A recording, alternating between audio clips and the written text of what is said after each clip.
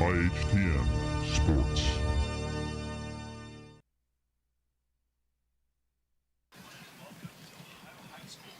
Welcome, ladies and gentlemen, to Tomahawk Stadium in tonight's third-round action of the OHSAA playoffs between the 11-0 Indian Hill Braves and the 11-0 Taft Senators. I'm Tony Harris, here with a cast of characters here to bring you all the action. Brian Shaw, a man whose Emmy speech is expected to last about 20 minutes. The Hall of Famer Kevin Seipel will be our sideline reporter, and of course our rules analyst Gene Serator back in New York. Brian, welcome.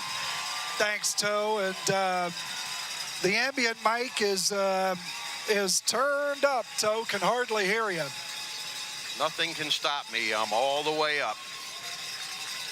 And the Braves led on the field by Jackson Fry, one of the captains. Braves four co-captains.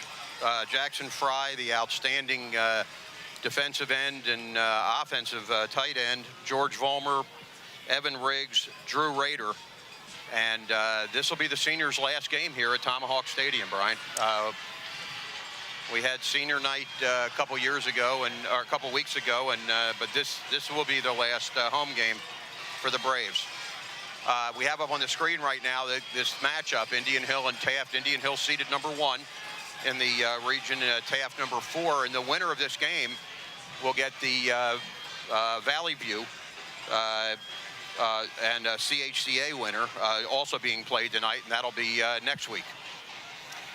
So this game tonight is a rematch. Last year in the playoffs, Taft got Indian Hill by a score of 30-14, and here come the Senators. The Senators, kind of a homecoming, Toe. The man they're named after, Senator Bob Taft, is buried behind the Indian Hill Church about a half a mile away from here. Let's hope the Braves can bury the Senators here at Tomahawk Stadium tonight. But last year, Toe, you know, a really good game at Taft, and the Braves started slow and they finished slow. Taft won the first quarter 14-0, the last quarter, the fourth quarter 8-0. In between, Indian Hill played pretty well, but 5 turnovers for Indian Hill, rushing for less than 2 yards an attempt, and it was still a 2-possession game for Taft. A couple of big scoring plays, a fast start, a strong finish, and even possession time, which you normally wouldn't say favors a team, but for the quick strike Taft Senators, even possession time is a win. So what's changed since then? Taft's had its 2 best players get a year older. Torbert, the quarterback, went from being a sophomore to a junior, and McMullen, maybe the best wide receiver in the state of Ohio, went from being a freshman to a sophomore. For Indian Hill, the big changes this year between this and last, Devlin Daniel, all starts with him. Moving from running back to quarterback, he has managed this team through. There won't be 5 turnovers tonight. Big tackles graduated last year. This is a different offensive line, but they've been dominant. And a defensive lineman for Coach Rodenberg that's put more defensive backs, more ball hawking, and they have been tremendous. Braves Drew Sinan getting ready to kick, and there's already a penalty. The referee blows a whistle, and we'll see what the smoke coming out of the chimney makes a decision here. 0, Lorenzo McMullen is back deep, along with Truth Morgan. Well, the penalty that was dropped, a sideline infraction, asking Taft to get back, is just a warning. So the Senators will step back off the field, and we're ready to play football. Again, Lorenzo McMullen, the sophomore, is back there deep for the Taft Senators. Sinan gets ready and kicks it, and it's short. Short kick, boy. So Sinan kind of changes it up a little bit, and Najee Hill, the strong safety, number 7, fields it and returns it, and So you got to love him coming up and making a play, being aggressive right out of the bat. Taft speed versus Indian Hill's power tonight. Big plays for the Taft Senators. If the Indian Hill Braves can limit them, that's a big deal. And can they get pressure on this very exceptional quarterback who comes in with 27 touchdown passes and no interceptions? Can they get pressure on him without losing contain? That'll be important tonight. Montana Tolbert, number 1, is the fine quarterback for Taft. And the referees call time. And Taft makes a substitution already on their line.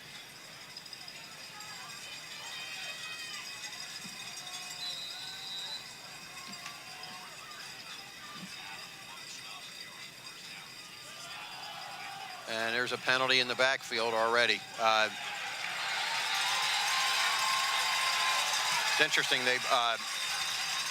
Torbert, Keeson Torbert, took the snap, and Montana Torbert did not. And Montana Torbert's the young man you were waxing eloquently about, Brian, and for some reason he did not take the opening snap. Yeah, Keeson, the younger brother, and his time is coming. And so 1st and 15, Taft immediately behind the sticks. Last year against Indian Hill, the Senators overcame 15 penalties en route to that win. It's a team that will give it and they will take it the way. Luke Mitchell reporting in for the Braves. Had a nice interception last week, playing free safety.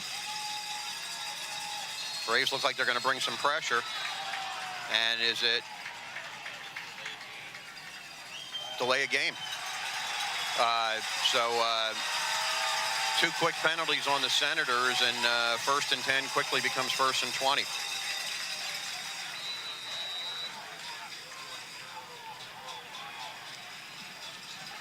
So clearly, if this is a game of athletes and guys that are highly rated players, the advantage goes to Taft. But mistake-free football and guys playing together, that's the recipe for Indian Hill tonight.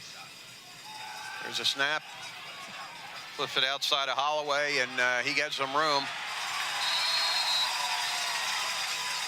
It's a couple yards, but that'll still bring up 2nd and about 14. Yeah, I think that's what people forget. You know, you have back-to-back penalties. You forget it's still 1st down. So 2nd and 20, and Taft Senators will line up, and this is not a panic situation for them. Big play team. Last year they scored on big plays and had plenty of them this season.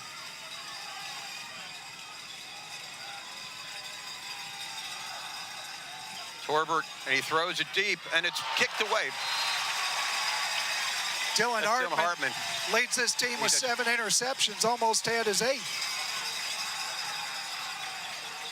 And Dylan Hartman does a great job tipping the ball away, and that'll bring up a 3rd and 14 for Taft.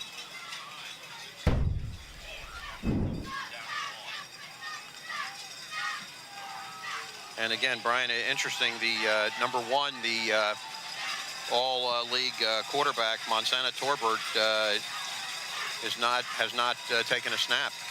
Yeah, and for those of you watching, if you wonder what kind of loss that is, Montana Torbert, with offers from University of Cincinnati, Indiana, Iowa, Kentucky, Maryland, Purdue, and a host of others. That's a big-time player, and he looked great in warm-ups.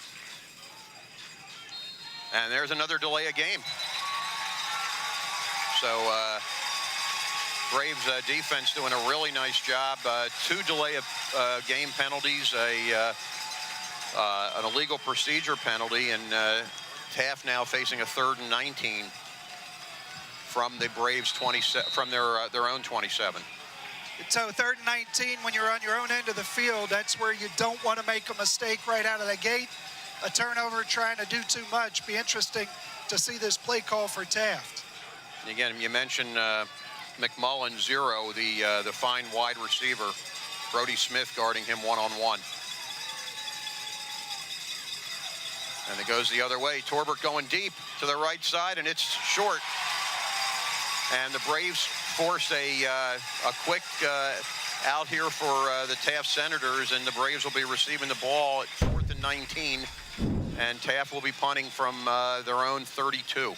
So 2 rollouts to the right side, and both balls woefully short. Tough start for the youngster, just a sophomore. Not sure what's going on there. Again, we watched the starter, Montana Torbert, in warm-ups, throwing the ball well, looked 100% healthy. Not sure what's going on.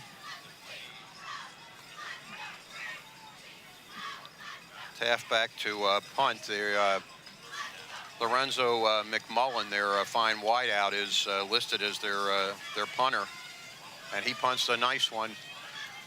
And Hartman's going to let it roll, and it's going to take a very, very fortuitous bounce for the Taft Senators. So all the way down to the Braves, about 16. So I think Hartman might have been fooled by how far that ball traveled. Not a lot of film, not a lot of stats out there about the punt game for Taft. So well, got a hold of that one. That was a nice kick.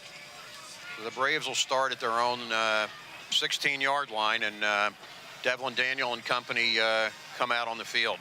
Braves have had an outstanding season offensively, led by Devlin Daniel, and both teams really strong offenses, very strong defenses, and it's going to be interesting to see how this plays out tonight. So Hartman set up at the 35. The Braves have the ball at the 16. That's a big development. Devlin Daniel hands it off to Riggs, and a short gain, maybe a yard and a half or 2 yards, and that'll bring up a 2nd and 8. Evan Riggs, the senior co-captain, also does a great job as a linebacker, as good a linebacker as there is in this league, and also as a running back, rotating with 2 other outstanding backs that we'll get into later tonight. So Braves would be good to establish the run and get control of the line of scrimmage if that's possible. Vollmer goes in motion, and there's a legal procedure on the Braves. Little nerves tonight, Toe? Is that what I'm seeing? I'm fine. Yeah, a little bit edginess on these 2 squads coming out, 16, 17 years old. And that's going to happen. The Braves tonight, with an 11-0 start, it's just the second 11-0 start in school history. Last time it happened was 10 years ago in 2015, and the Braves trying to get a record of their own by winning their first 12 if they can do it tonight. And Toe, if they do it, they've earned it. This is as talented a team as we've seen in this region in a long time. Devlin Daniel back in the shotgun. Riggs there to block for him. Devlin with nowhere to go. Throws it deep. Oh! Dylan Hartman. Go, Dylan, go. Dylan run down, but boy, what a great gain. Devlin was trapped and tossed it up, threw it over the defender's head, and Dylan Hartman with a substantial gain gets the Braves all the way down to the Taft 34. So let's take a look at it. You're going to see, well, we missed the part of the play that was most consequential. Truth Morgan gambled, and he lost big time. Truth Gamble turned around and went for the ball, but he misjudged it, and Hartman basically standing all on his lonesome. Dylan was able to handle the Truth, and now Devlin Daniel operating from the Taft 34, and another whistle. And Taft sending number 50 off and bringing somebody else in. It's like a revolving door right now on their sideline. Every play you have guys going in and out. Yeah, that looked like an equipment issue, shoulder pad. Evan Riggs. And Evan Riggs breaks one tackle, breaks another, goes forward all the way, but there's a... that's a towel. One of our towels. So that's Evan Riggs with a terrific run. They call him down at the 6. Evan breaking 2 tackles. I mentioned Evan, a phenomenal linebacker, and also does a great job for the Braves as a running back, and giving the Braves 1st and goal at the Taft 6. So the Braves have established that line of scrimmage we talked about. That's really important. Last year, I think the difficulty they were putting into a throw situation because they could not run the football. Braves running the football now, and they've got balance. Taft on its toes, being punched in the mouth for the first time since early this season when they've had a close one with Alter. Devlin takes it himself, and he gets a little, a fumble. And it looks like Taft may have recovered.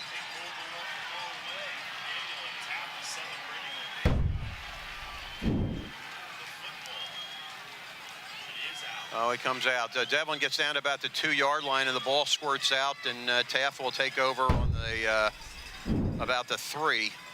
And boy, how unfortunate. The Braves with a nice drive going all the way down and getting ready to punch it in, and the ball gets punched out. See who comes out to quarterback this football team, and you may have had, Toe, I'm thinking you could have had some kind of a discipline issue or something of that nature. Yeah, set out the first series. Here is Monsana Torbert, the outstanding quarterback for Taft. And now Taft calls a timeout. And Toe, I love it. You know, you think about the Taft Senators and the care. Coaching at Taft is a little different than coaching at Indian Hill. There's more to do. There's more formation. There's more assistance in every part of the kid's life. And I love it.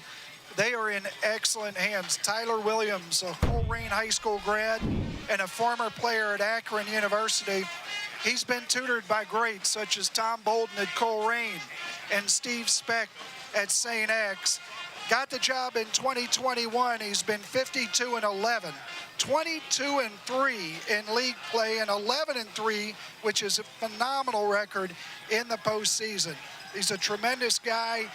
And Toe, it doesn't surprise me that the quarterback would sit out for the first series. He's trying to build winners as men, not just football teams. So after that timeout, we get ready to start again, and they go right to the line of scrimmage. Again, Monsana Torbert, his first appearance here in the second drive for Taft.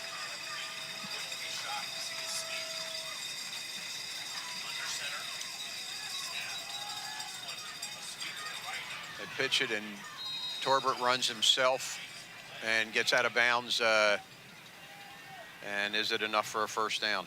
So, you know, sometimes they talk about guys that can run as a Maserati or whatever the case may be. The start on that looked a heck of a lot more like a motorcycle. He just got the heck out there, and really tough to set the edge when a guy's running like that. He gains 9 yards. It'll be 2nd and 1 for Taft. Boy, they're bunched up, Toe. Yeah. And, well, the Maserati doesn't get too far there. The Braves, with a host of players pushing them back, and I think 5 different guys got a hand on him. Started with Dylan Hartman and ended with Riggs. So interesting formation there. Everybody bunched up with all that speed. Very interesting. So 3rd and 1. I'm sorry, 2nd and 1 now becomes 3rd and 5.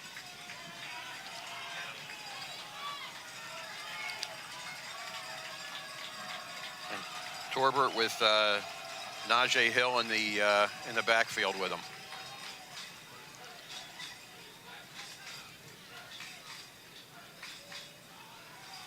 Brody Smith over here. Single coverage. Single coverage on the left, and that's. And there's another delay of game, maybe. No, an illegal procedure on Taft, and that'll push him back 5 yards. So again, 2nd and 1 becomes 3rd and 10, and. Taft having a little trouble getting their offense started, which has been nothing but stellar all year.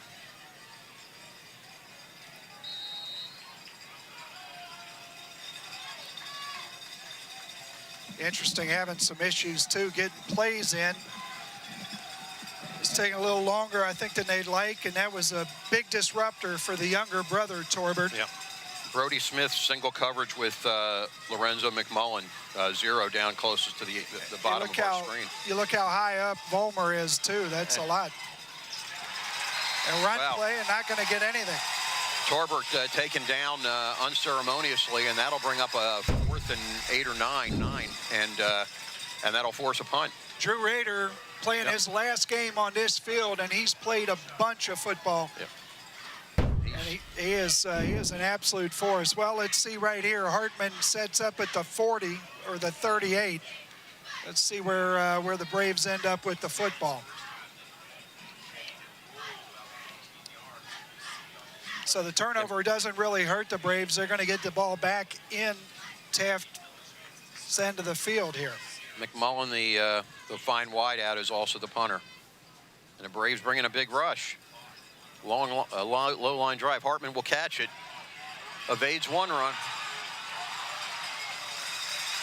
Falls down. Is he all right? Yeah, he made a nice move. I thought maybe he got hurt, but he did not. He got inside the 30-yard line, and the Braves will start on the 29-yard line of the Taft Senators here for their second series. Great job by Hartman. Love the fact that he was aggressive, came up, caught that ball Rod Woodson style. Rod Woodson, the great stealer, the great Boilermaker. Caught that ball with his hands high. Came in, made aggressive play. Love it. Braves in great shape right here inside the Taft 30.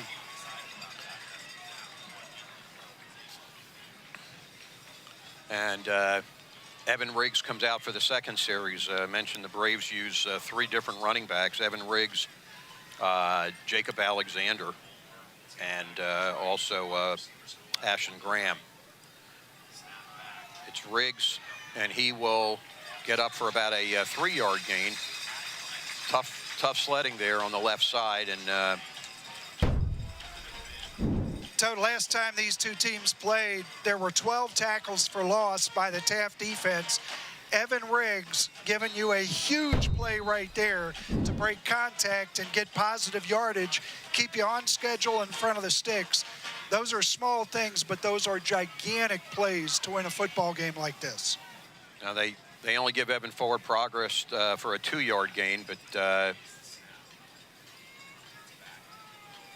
George Vollmer, and he's taken down right away, so that'll bring up about a 3rd and 9. And we'll see what offensive coordinator with Cody, what he decides to do on this play, 3rd and 9. Yeah, kind of interesting, these two teams, speed versus power. The power team trying to run outside, the speed team trying to run up the middle. I don't know. It's Friday night. Let's go.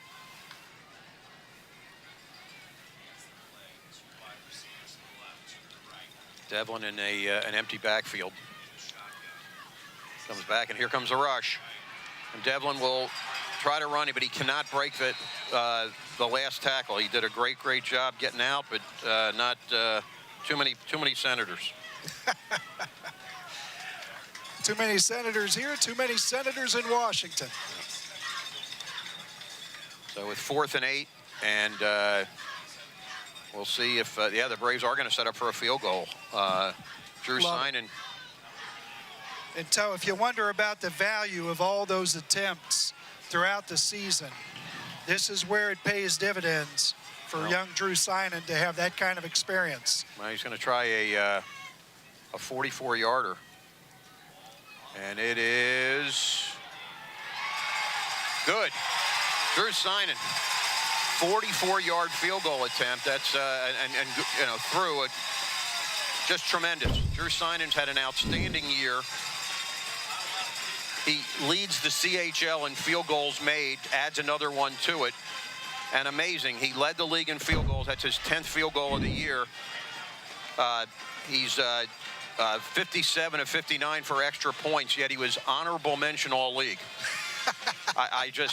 It's unconscionable, Toe. Well, the coaches might be doing something funny. There's no way there's a better kicker in this league. Certainly, if they want to put one up, there's not more than 3, and to make him honorable mention is an insult. Well, and Toe, you know that award. I mean, the kids will throw it in the trash, and the reality of it is, it's always been for seniors. It's not right, but he's the best kicker in the league. Hey, Toe, the thing I love is, though, the reps that he got during the season. If you recall, when he got 35, 40-yard opportunities, the first few of them he tried to do too much. Then he started going to that same leg swing he was using for extra points, where he was banging those through that they would have been good from 40. And right there, didn't try to do too much, stayed with the kick, and I couldn't be happier for him and for the coaches that put him in that position. Now, Drew was a soccer player, and this year converted to strictly football, and boy, the Braves are glad he did. There's the quarterback, Torbert, and boy, he brought down. Nice job. And so everybody doing their job, staying in their lane, and I mean lane literally, going down on coverage. And so that's the part of this game that scares you when you play Taft. Great athletes that they're capable of scoring on special teams. Braves doing a great job. J.J. Freshwater on that terrific tackle. J.J. obviously a wide out, but did a great job there on special teams. Well, Toe, third time with the football, all the nerves should be out for this Taft Senators team. And, you know, starting quarterback with his second series, you see this Braves defense get after him. And there's Najee Hill with a nice run up the middle, and he gets positive yards. Obviously, Taft looking to break it. They average, you know what, 40-something, 47 points a game, and they're not used to having back-to-back series where they don't score. And let's hope we can make it back-to-back here. This thing you love about this time of year, especially for teams that have played a schedule like Indian Hill or Taft, they haven't been punching them out. See how they respond. Torbert goes around right, evades a tackle, and goes out of bounds with a nice gain and a first down for Taft.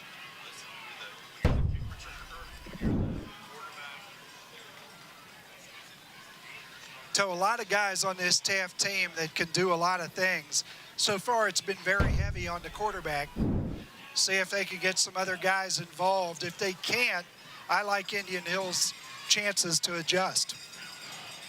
Drew Rader coming out, hopefully just to catch his breath, because he's an incredibly valuable lineman for the Braves, both offensively and defensively. Torbert in the shotgun. Takes the snap, and he's going to throw. And up, and way out of bounds. Braves with great defensive coverage, all blanketing Dylan Hartman and George Vollmer, and everybody blanketing the wideouts, and that'll bring up 2nd and 10. Yeah, Tyler Fitzgerald over there got locked up with him, and, you know, Torbert trying to tell his receiver to go downfield, and, boy, I tell you what, it's like anything else. By the time you say it, he tries to do it, opportunity goes away. Looks again to the right. Throws it, and wow, George Vollmer. And they're going to throw a flag. Wow. I'd love to see the replay on that. It certainly looked like George knocked it away cleanly.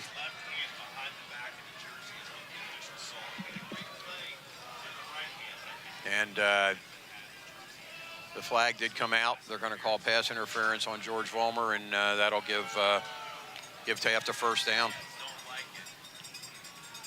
So I don't even really care. You know, I mean, obviously we'd like to not have the penalty, but the fact that these DBs are not backing away, they're being aggressive, they're being physical.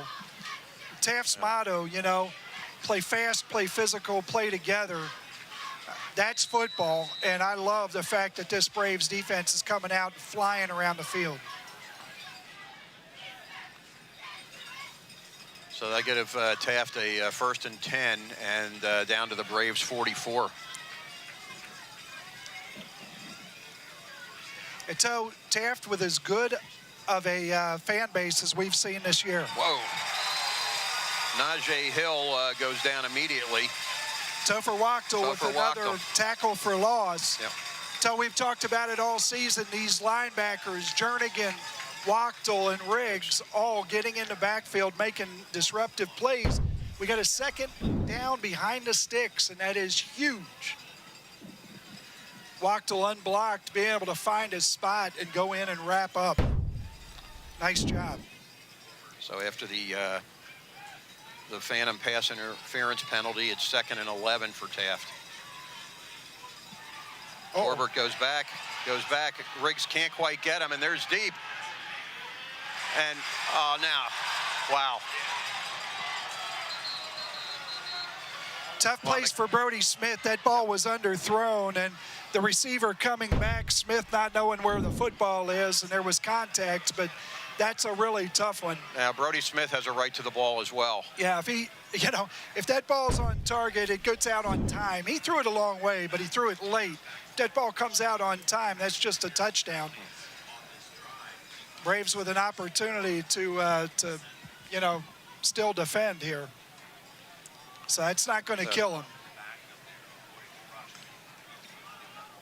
Well, I think Brody Smith certainly had a right to that ball, and we'll ask Gene Serator in New York what he thinks. And Gene Serator here, Toe. I just wanted to tell you that Smith ran through him, and they look good from here. All right, Gene, thank you. Hey, Toe, how about this Taft sideline? I mean, all the fans, the crowd, we don't usually see schools travel like this. I mean, it is from basically the home of the Braves all along the fence line, packed stands. Najee Hill, and he keeps running, and the Braves can't quite bring him down until he gets close to that first down marker. And Taft on a roll now. 2 pass interference penalties have really hurt the Braves, and the defense has been playing terrific. 2nd and 1. So, the game favors the aggressor. It's kind of like basketball. Sometimes you want to get the ball inside because you want to get to the line, not necessarily because you're going to get a bucket. And in this case, Taft forced the issue, and it's tough. Montana Torbert right behind the center, hands it off. Wow. And there's Najee Hill again, and he gets the first down. Great job there by Hartman to hang on and get him on the ground. Taft goes in this bunched up area, everybody getting blocked. Well, they call a penalty on Taft, and that'll bring it back.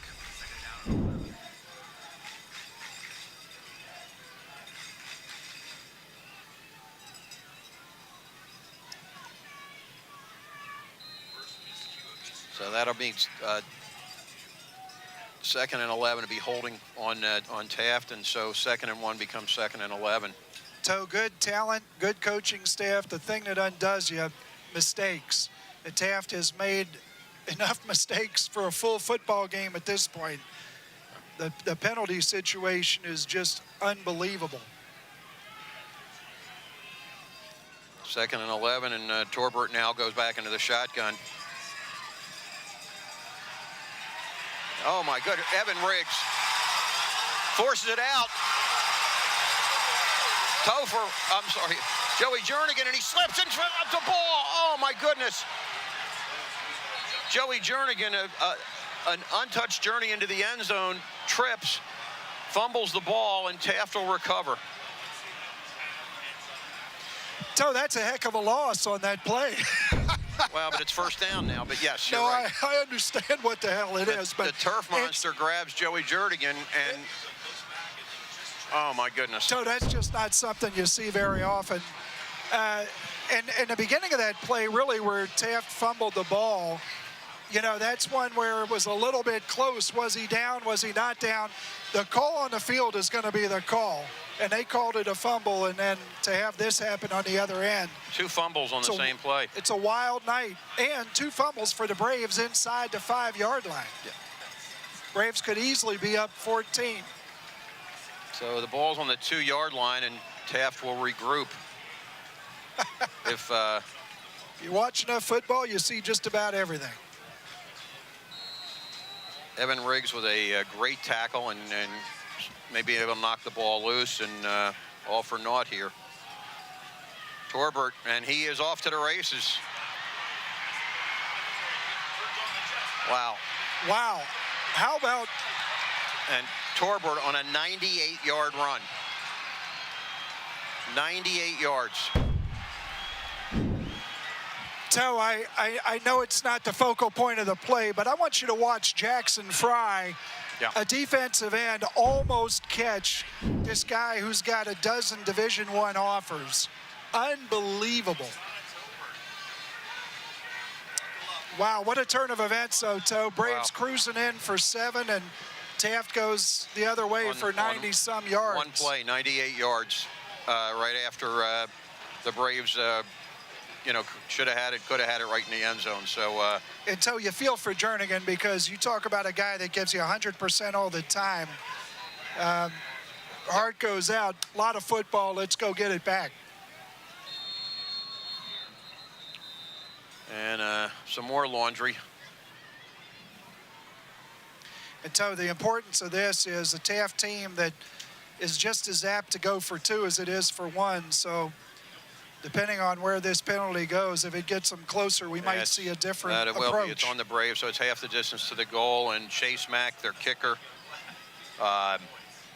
Chase Mack, the kicker, number 51, listed at 6'1", 280. It's a big kicker. Yes.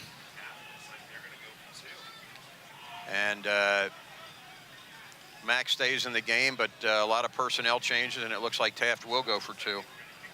Torbert coming back in. Maybe he's tired after that 98-yard run.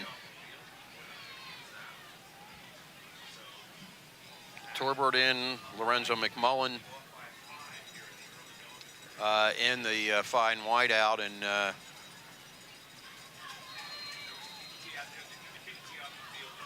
So I still can't believe what I saw from Jackson Fry. Yeah. We expected the quarterback to be able to outrun people. We did not expect a defensive end to come from the other side of the field and almost get him. Amazing. If you're a coach watching right now, you need to look at some film on this guy. Jackson Fry is a freak of nature. There's an illegal procedure. Boy, a lot of motion there with Taft. You bring the kicker back out, Toe? I think, yeah. It looked like they were having a school dance there. And everybody moving, and they're going to call legal procedure. And, yes, I think we're going to see Chase Mack, big number 51, back in the kicking position. Everybody moving, everybody grooving, baby. That was something else. Well, looks like they're just going to go ahead and stay with it. 2-yard line, 7-yard line, what's the difference?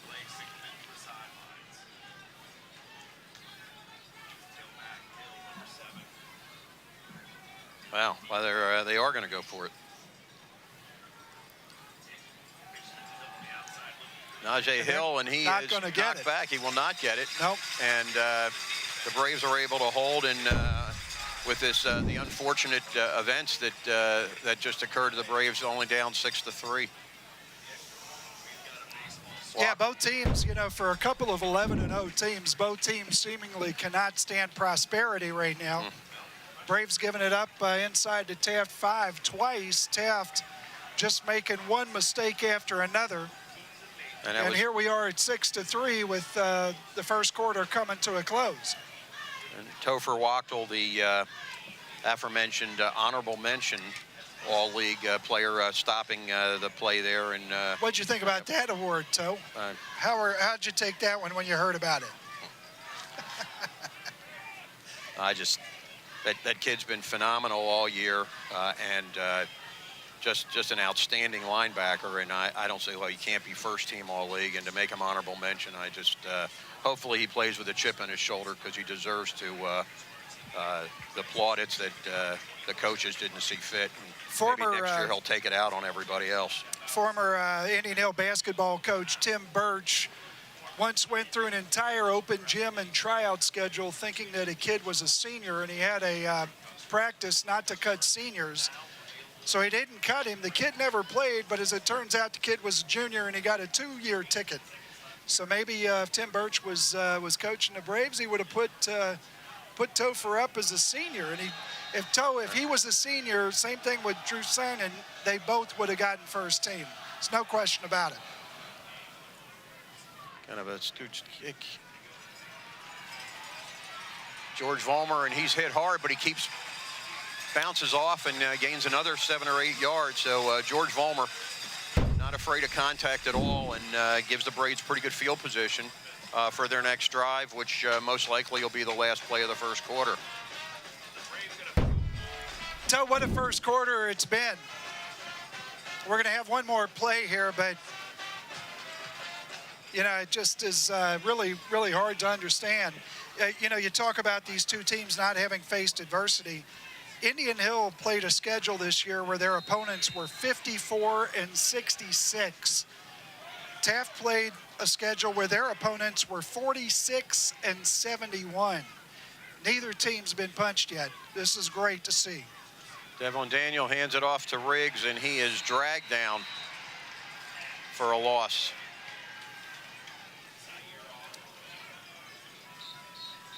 No, I'm sorry, it was George Vollmer.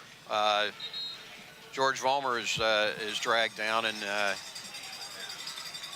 they bat a 7-yard loss. So first and 10 becomes second and 17 as the quarter ends. So love the way the Braves have stayed. I really think the pace of this game, with the exception of a long run, and I think the way that this game is a low-scoring game, favors the Braves here at Tomahawk Stadium. Yeah, looking for Coach Seipel and hopefully a sideline interview here, but not sure what's happening.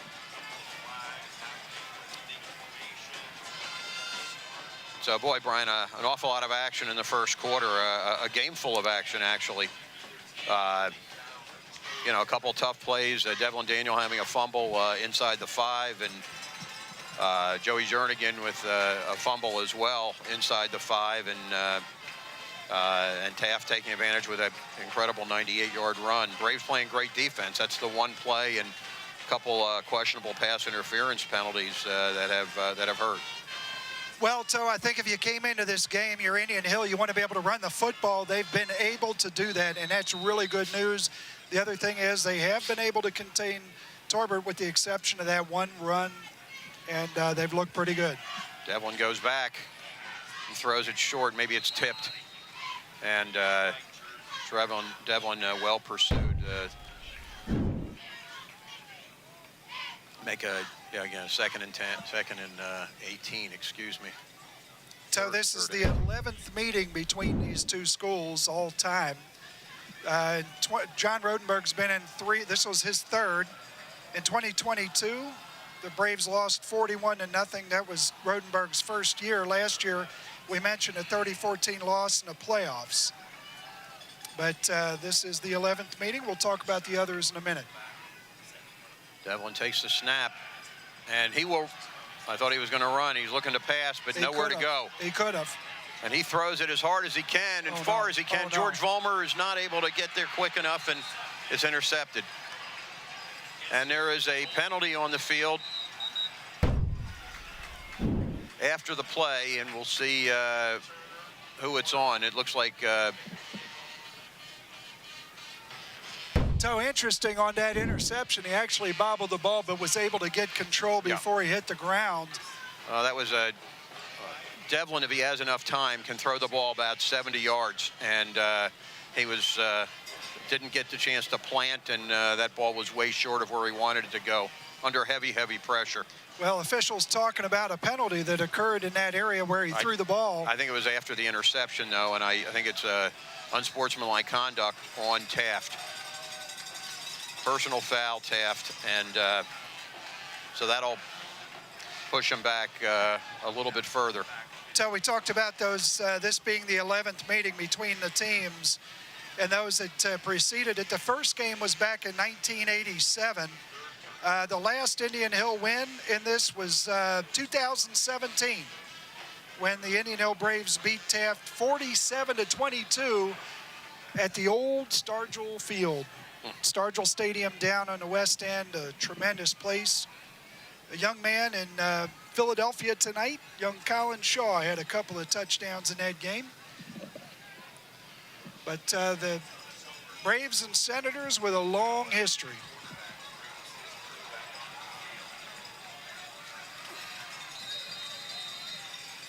So Taft will start at their own 17 after the penalty.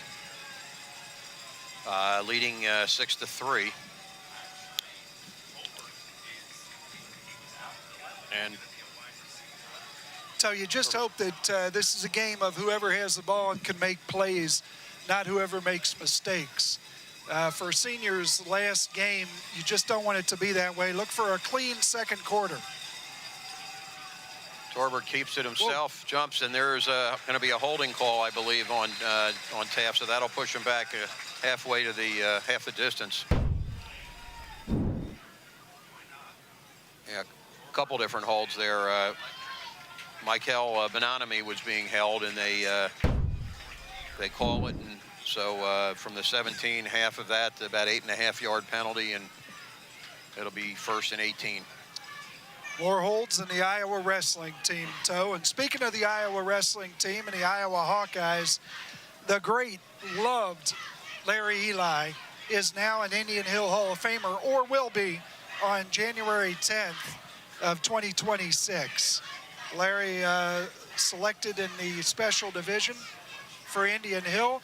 And the other one, Toe, and this is huge news for everybody watching tonight, in 1969, the American people landed a man on the moon.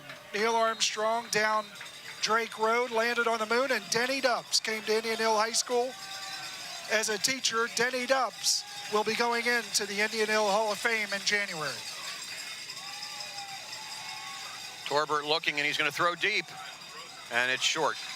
Once again, we got the younger Torbert, and once again, the throw is short. And that'll bring up... And Toe, a lot of distance on that throw. That route, if you let the ball hang in the air too long, you could have a pick six situation. So understandable, but this I'm interested to know why they're switching it up here. You have a guy just ran the ball 98 yards for a touchdown. Well, looks a little different. Brian, if you ran the ball 98 yards, you need some oxygen. So I'm sure this man... Well, if I was running at 98 yards, the rest of the kids would need oxygen because they would have been in trouble. There's no way I run 98 yards. No, you'd stop for a drink. Yes, sir. That's intentional grounding. That's going to be a safety. Did they throw the flag? They will. No, I don't think so. Yes, they did. So intentional grounding. Evan Riggs coming from behind and tackling Torbert. And that'll give the Braves 2 points.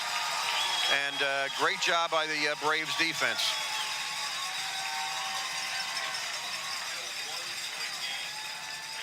So, boy, it was a little late getting out of the referee's pocket, the yellow flag, but he did eventually throw it. So you're rolling, you're looking downfield, you're obviously in throwing posture, and yet there's no receiver in the area. You have to wonder what the thought process is right now for Taft's offense. Whether it's personnel, whether it's alignment, whether it's play calling, it's just an interesting situation. Toe, they don't give you style points for wins, and right now we're in an ugly game, and Indian Hill is fighting for a victory. 6-5, and that's usually the score in the bottom of the third, but here we are early in the second quarter, and the Braves will be receiving a kickoff. So it'll be interesting to see where the Braves set up. This also not a strength. And there's a lot of field from where you're going to kick it. Braves probably going to get the ball really close to midfield, if not in Taft territory. Yeah.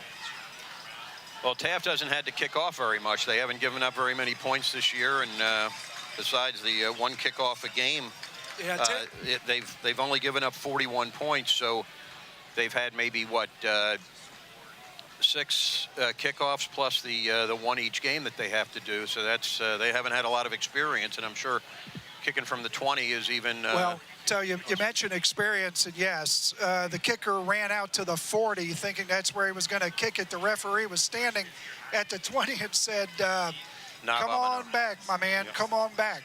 And that's Chase Mack, the big. And so when we talk about field goal kickers overswinging, this is another case where you can overswing, kick the ball out of bounds, do some whatever. But right now, Braves look to be in Taft territory here soon.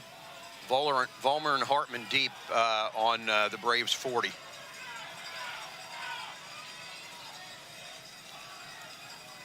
Right-footed kick, and that will be Vollmer. Vollmer gets a block, goes up, keeps pushing ahead, and gets all the way up to the 41-yard line of Taft, and that's where the Braves will start this drive. So it'll be interesting to see the play calling right here. This is a situation. It's almost like when you get a turnover and you got somebody on the ropes. Be interested to see this first play call, what the Braves come out to do to try to punch Taft in the mouth right here.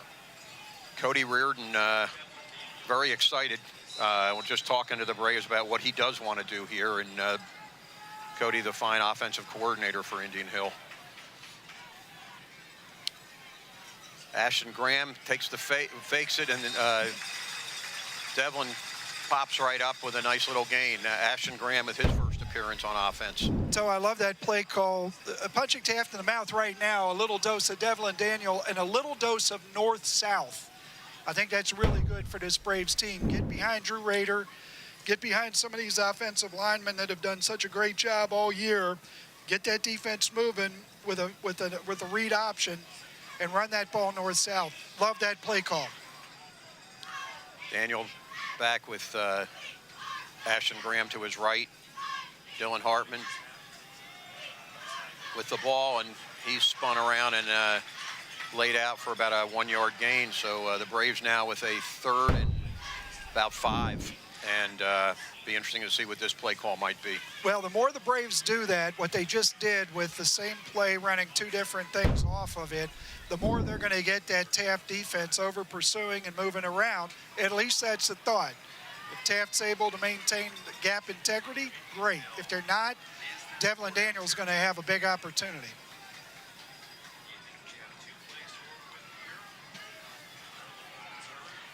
Two flanked out. Devlin holds in, and he goes himself right up the middle, and he is really close to that first down. 4-down territory, Toe. I think so. So it'll either first down or 4th and a half a yard, and we'll see where it's spotted.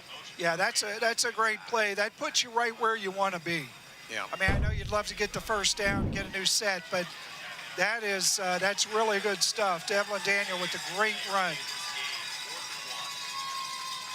Now it's just a matter of execution. They ought to be able to get this.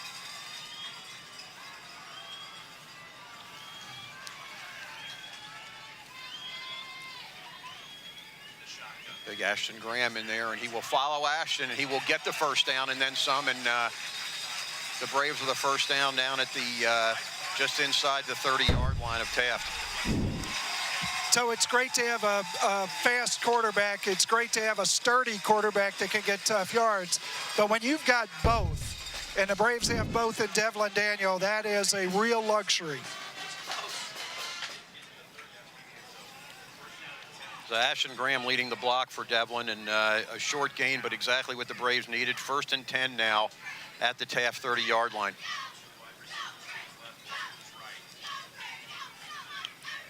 Riggs now as the running back.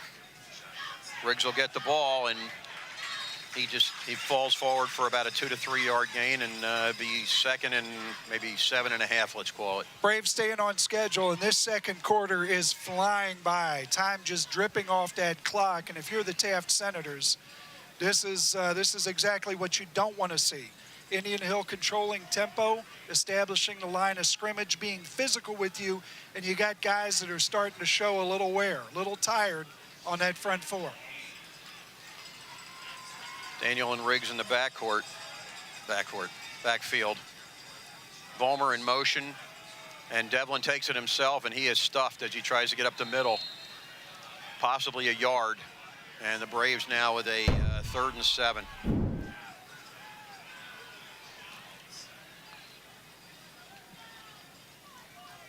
Maybe 3rd and 6, and interesting what the Braves will call here. Really not gaining a lot of penetration in the running game, and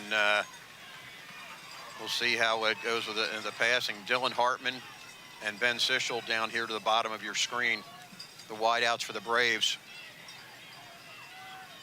Oh, shoot.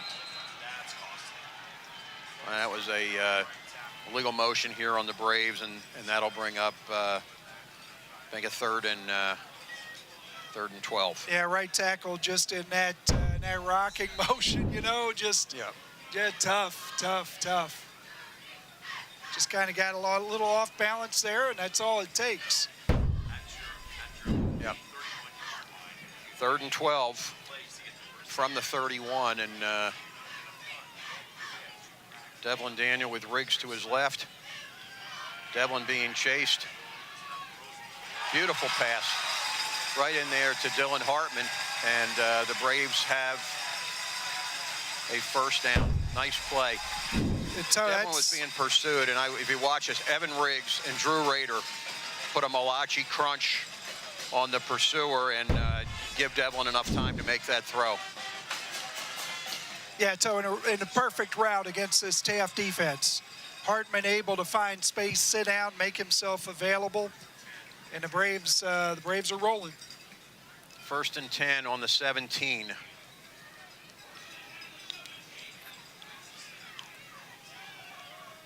Riggs, and he goes inside the 15, so 2.5-yard gain or so for the Braves. And the clock, Brian, as you mentioned, we're more than halfway through this quarter, and Braves keeping the ball on the ground. Pass play, the time is going very, very quickly here. And, you know, Taft wants that ball on offense. They wanted that offense that scored so many points this year, and the Braves controlling the tempo, as you mentioned. Yeah, this Braves team, Coach Rodenberg, Coach Reardon, Coach Masali, all these guys not only wearing this Taft team down, putting them to sleep. Devlin rolls out. Uh-oh, he's got a lot of company there, but he throws it deep to, and it's it's dropped, thank goodness. He's throwing it to Evan Riggs. Evan, unfortunately, was covered, and Devlin, under so much pressure, didn't see it, but thank goodness. So credit the back end of this Taft defense. A lot of guys, jailbreak coming after Devlin Daniel, but yet having numbers on the back end. And they knew which side of the field, when you're doing that, really hard to throw the ball to the opposite corner. Great fundamental and great intelligence by this Taft defense. Evan Riggs has only had 2 pass receptions all season, and they were trying to sneak one in there, the third one just now. So 3rd and 7 on the 14. Daniel with Riggs to his right. Freshwater close to the screen, and another. Right side. Well, Again. let's see. I mean, it looks like the right guard to me, but. Yeah. Yep. Well, you know, Toey, it's easy to say, hey, a lot of penalties and be critical about it, but, you know, the reality is when you're playing a team that's about as good as you are, and both these teams should be looking at it that way, you know, you try to get that little extra. You try to get that jump. You try to get started. You're in a hurry. You're worried about your assignment. Takes a mental toll, and sometimes it leads to mistakes. 3rd and 12. Daniel throws it, and it is caught. That's George Vollmer. Goes right out of bounds, and the Braves with a first down. So we're going to take a look at this, and Daniel able to let go of that ball before Vollmer was out of the break. Vollmer turns, and that ball's right on him. The other thing you love about that toe, it's thrown to the outside of the field, that back shoulder, where that's not going to lead to a turnover. That's the one thing above all else you just can't have at this point. And that's a safe pass, believe it or not. 1st and goal from the 5. Riggs pounds up and gets down to the 1, maybe just inside the 1, so 2nd and goal. Evan Riggs with some tough yards.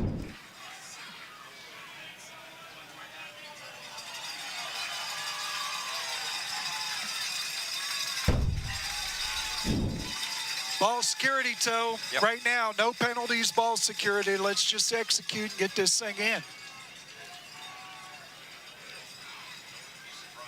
Devlin Daniel gives it to Riggs, and he's in. They're going to go for 2, I believe.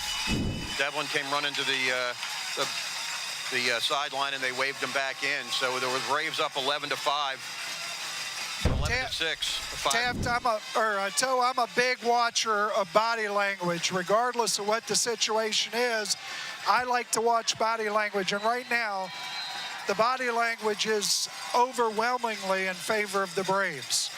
Whether it's momentum, whether it's headspace, right now the Braves in a totally different place. And of course, given the score, they're going to go for 2 to make this a 7-point game. Riggs in the backfield again. And he's pitched the ball, and Briggs, he's just 2 guys there to wait for him. Riggs can get down to the 1, and that's it. And the 2-point attempt is not successful. Boy, Toe, that's as good a football as you're going to see. The Braves execute beautifully, and Taft doing a great job getting him on the ground. And Riggs made him earn it. Yeah, that was Adam Kirtley, the Number 9, their outstanding linebacker, first team All-League, I think player of the year defensively in the CMAC, and brings Riggs down, and that's a tall order in itself. So for those who are watching tonight, you know, you're thinking about Indian Hill and you're thinking about Taft, and well, what is this Taft team? I mean, you know, I heard they're pretty talented. I can tell you that Indian Hill has never faced a team that had 11 kids with Division I offers. Torbert, Hill, McMullen, Holloway, Pouncey, Brewster, Mack, Whipple, Kirtley, Scott, and the other Torbert, the younger Torbert, all with multiple Division I offers. And I'm talking schools like Oregon, Indiana, Kentucky, Tennessee, all over the country. And you ought to be really proud of this Braves team fighting the way they are. Now we've got a heck of a game on our hands. Braves up 11-6, kind of a strange number for a football game. Drew Seinen kicks it again, and he kicks it into the end zone. Fielded there by Holloway. Going off to the end, somebody get him. Topher Wachtel, who else? The honorable mention All-League player for the Braves. Wachtel shows up again and buries the Holloway from Taft. So with 5:09 remaining until halftime, the Braves clinging to an 11-6 lead, and the defense will come back out again. When I talk about that talent, you know, football's a game of 11 guys working together, following assignments, not making mistakes, and being tough. And the Braves are doing just that. But if you step back, I don't care if it's Valley View, Wyoming, Clinton, Massey, Alter, doesn't matter. All the great teams that have been in Region 16, that's never happened before. Torbert fumbles, and the Braves fall on it.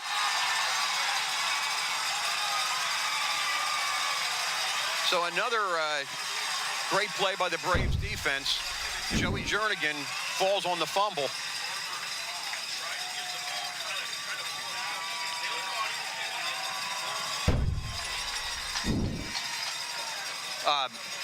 So the Braves take over on the 16-yard line of Taft.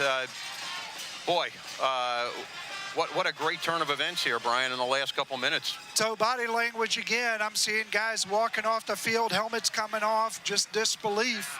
These guys better get their head on straight or this is going to be a laugher. Evan Riggs coming out to join Devlin Daniel in the backfield. Vollmer, Hartman, Sichel as wideouts. Riggs pounds it up the middle for about 3 yards. And then we go under the, go ahead, Brian, I'm sorry. Well, I was going to say, we're at inside the 15-yard line, but the Braves, in spite of the proximity to the end zone, Braves looking for about a 4-minute and 45-second drive right now. Well, they can only get one more first down, and that'd be great if that happens. But it's 2nd and 8.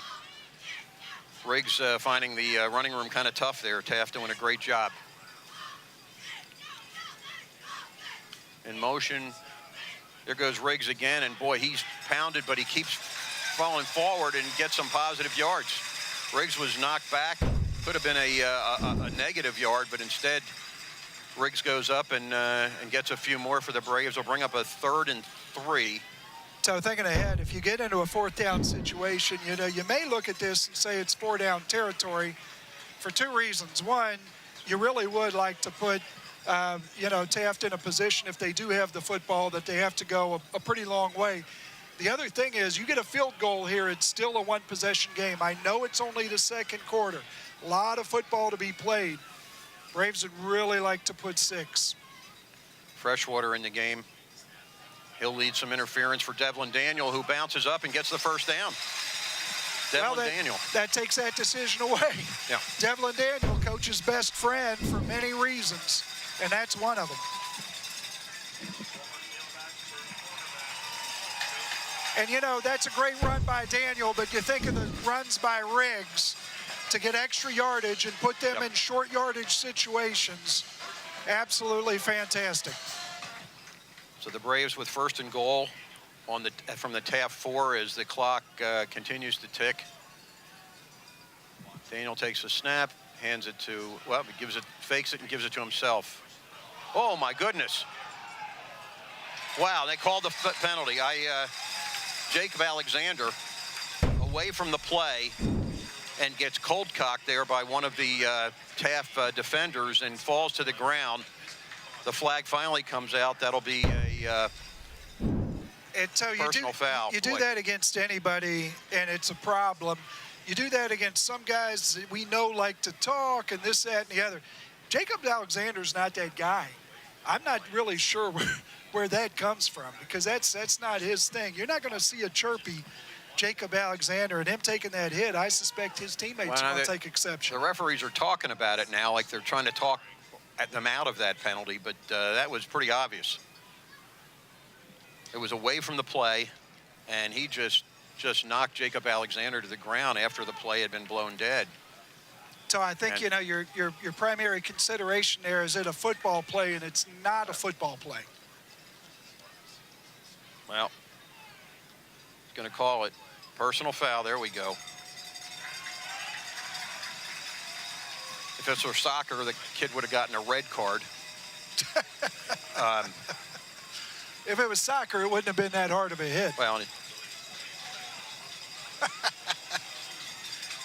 so the Braves now with 1st and goal from the 2 and the clock running. Now we're under 3. As you said, Brian, a long drive here to keep the ball out of Taft's hands before the end of the half would be nice. And actually, I just want to plunge into the end zone right now, right? Riggs back in the game.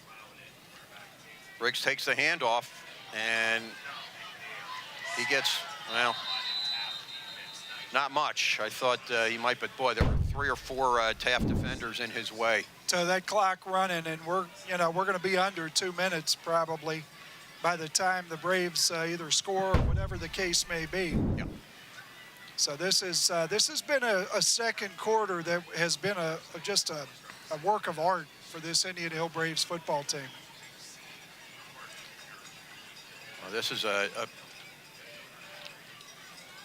Braves really, at this point, you give the tough yards to Evan Riggs, or does Devlin take it himself, and maybe Evan gives him the lead block? And Devlin will take it himself. And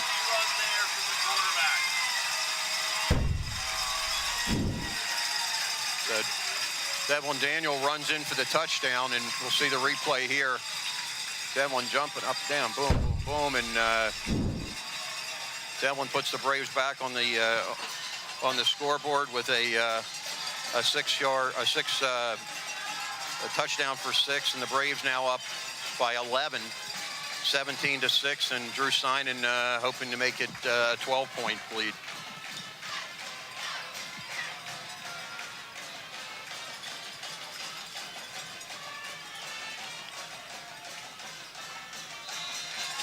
Seinen kicks it through. And the Braves lead extends to 18-6 here with $1:55 until halftime. Tony, a lot of football left to be played right here, but from what we've seen so far, Indian Hill giving you no reason to believe they can't win this football game. And Taft giving you a lot of question marks right now. Penalties, turnovers, body language, assignments, giving you a lot of reasons to wonder if they can make a comeback. Plenty talented enough, and a lot of football left to be played, but going to have to make some adjustments to be sure. And the Braves should be playing with a lot of confidence. I mean, they've got this 18-6 lead, and remember, the Braves two fumbles inside the 5-yard line that could have potentially been 2 more scores for the Braves. So 2 fumbles Braves, and an interception. I mean, the Braves are far from perfect, and yet they've tripled up Taft on the scoreboard. So 18-6, and Seinen will kick off for the Braves with just 1:55 left here until halftime. And so what I like that they did, in spite of all the things that might not have gone right, running the football and being physical with this Taft football team, I think I give them a lot of credit. Ooh, there's the quarterback again. Seinen knocks him down. Drew Seinen. Woo! The honorable mention all-league player. What else do you want him to do? Toe, that may be a play. Let's see if this Braves defense can hold up on it.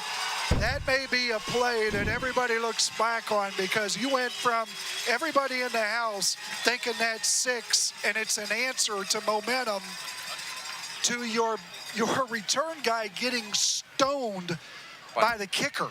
Yep. That is gigantic. Let's hope this Braves defense can stand up right now. What an uplifting play there for Drew Seinen. Just terrific. Again, this is that was. So there are tackles. There's getting guys on the ground, and then there's what that was. That was a mess. He wrecked him.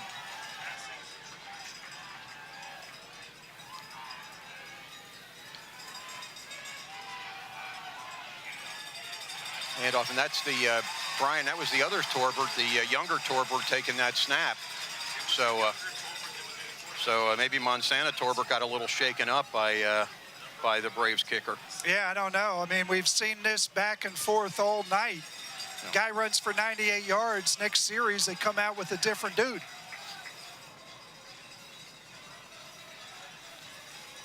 Torbert back, hands it off to Hill, and Hill goes around in, and he's got some room.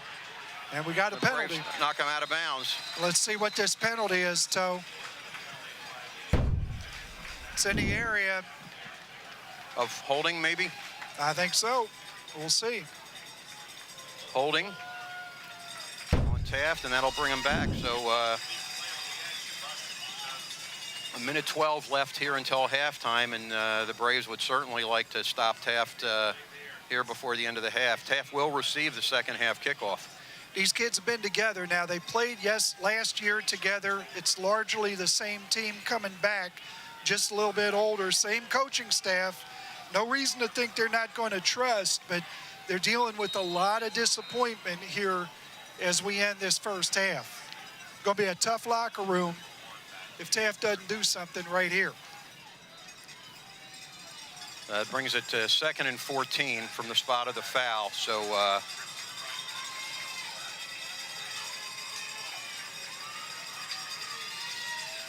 shoot the gap. Torbert and Airy.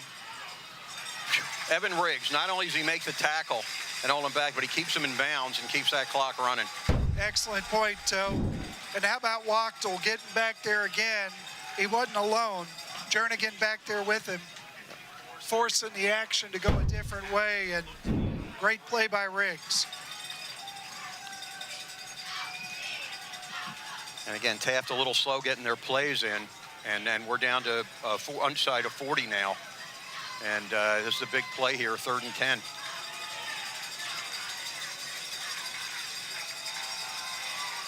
Good pressure right here. He's looking downfield. Deep, way deep. And it's picked. And it's George Vollmer. Hang on to the ball, George. George Vollmer brings it up. And with 18 seconds left, boy, that's, they're trying to find that Lorenzo McMullen, their outstanding wideout, and the Braves basically with triple coverage on him. And Toe, that ball had a lot in common with almost every throw Taft has made tonight, which is that it was short. And frankly, he threw him into coverage. The safety wasn't anywhere near the other side of the field. Throwing to the middle of the field brought it right to the safety. Well, with 18 seconds left and the Braves with the ball on their own 45, Brian, do you take a shot? I think John Rodenberg likes his momentum right now. I'd like to be going in to the locker room as the Indian Hill Braves, talking about assignments and keeping the pedal to the metal. I'd like to send Taft in with a negative. So I'm doing what Rodenberg's doing. All right, Jacob Alexander. Tough locker room for the Taft Senators going in there. Send them in the way that they should be. Given what's happened here in the second quarter, don't change it. So that will bring us to halftime with the Indian Hill Braves up 18-6. Look at these teams leave the field, Toe. Yep. Night and day. Yep. The Braves with a little pep in their step, and Taft dragging a little bit, and let's hope that's the case when we come back in about 20 minutes, Brian. I know you're going to go get something to drink, and you'll have some pep in your step. That's right. So halftime score, Indian Hill 18, Taft 6. The halftime entertainment will hear, and Brian and I will come back in about 20 minutes. Please join us.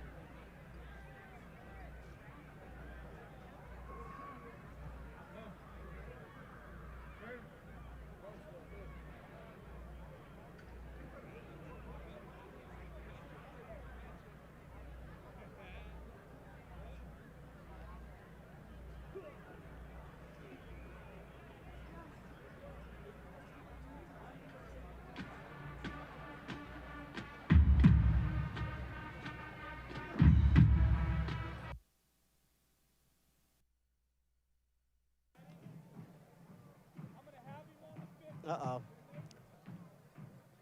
Okay, guys, we are down here on the field. This is an unbelievable ball game. And now we have the legendary Larry Eli visiting with us. And I got to call him Coach.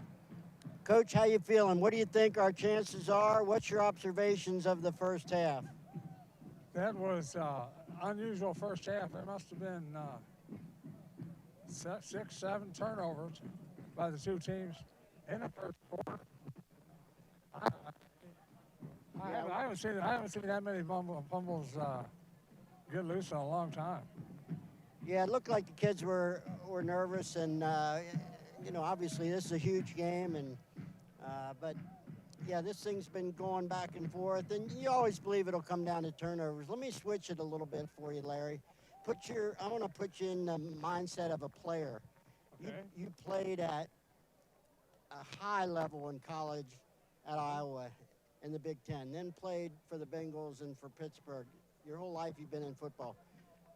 What goes through your mind as a player in a game like this that's a championship type game? What are you thinking? Concentration. Concentrate on what your own job is. Don't worry about what any other player on your team is going to do or is doing. Just do your job perfectly. Take care of the ball if you're the ball carrier. Take care of the block if you get the block. There's nobody there to knock the ball out.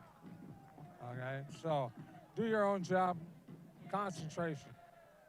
I guess, yeah, I mean, that sounds simple, but I guess that's what has to happen so you can have a clear mind and just play. You coached for a long, long time here, 32, 33 years. What do you think the biggest thing high school sports does for kids as they move to the next level? Well, it gives them a chance to be an individual and to play in a team sport. There's a lot to playing football that people really never see. All the preparation work and the type of study that you need to do it at a high level. You really have to concentrate. Yeah, that's a great point. Do you remember when you knew you wanted to be a football player to make a living? Do you remember a aha moment or anything? Yeah, I do. Where I grew up out in the state of Iowa, we either got the Chicago Bears or the Vikings out of Minnesota, and that was all we ever got when it came to broadcast in the early 60s when I was in middle school. But I'm going to say I was probably 12, 13 years old, watching Green Bay play. I don't know who they were playing, and Green Bay was the best team in football at the time. Watching them play, and I made in my mind when I was about 12, 13, I was going to play in the NFL. And your dream, you know, you're the half of 1% that made it to that level. But, well, Coach, you have been a treasure to so many kids here at Indian Hill.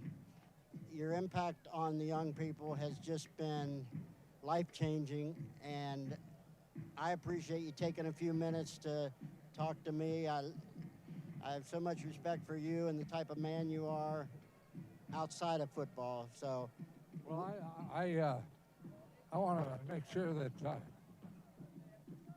my wife Cheryl gets credit here too, and that for every hour that a football coach is away practicing football, is an hour of time. Most people are already at home, so you have to have a family who's behind you also. And I was real lucky with my wife Cheryl. Absolutely. Cheryl is an educator as well, and just has probably kept you on the straight and narrow most of your life. And you know, I had the opportunity to coach Trey, your son, and just a great family. And it shows how the connection to sports, not just football, connection to sports, you know, brings a family together. That was something you guys always did together. Well, it was. It was something my family did together. I played on a state championship team in high school. Had the time of my life. I thought I could play basketball. Well, Coach, absolutely an honor and a privilege. Thank you so much for spending time with us, and we'll send it back to those characters up top. Thanks, right. Coach. Thank you.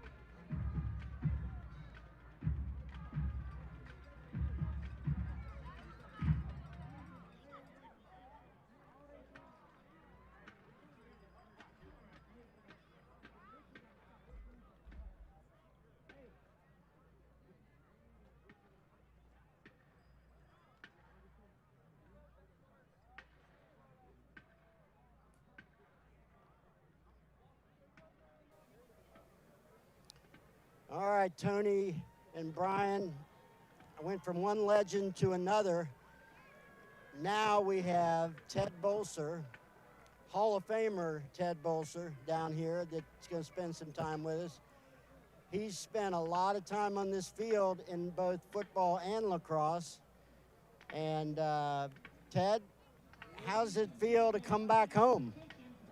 It feels amazing. It's surreal. I get goosebumps. Not only just seeing the Friday Night Lights, but also meeting and seeing people like Coach Seipel, Larry, Eli, Brian, assortment of friends.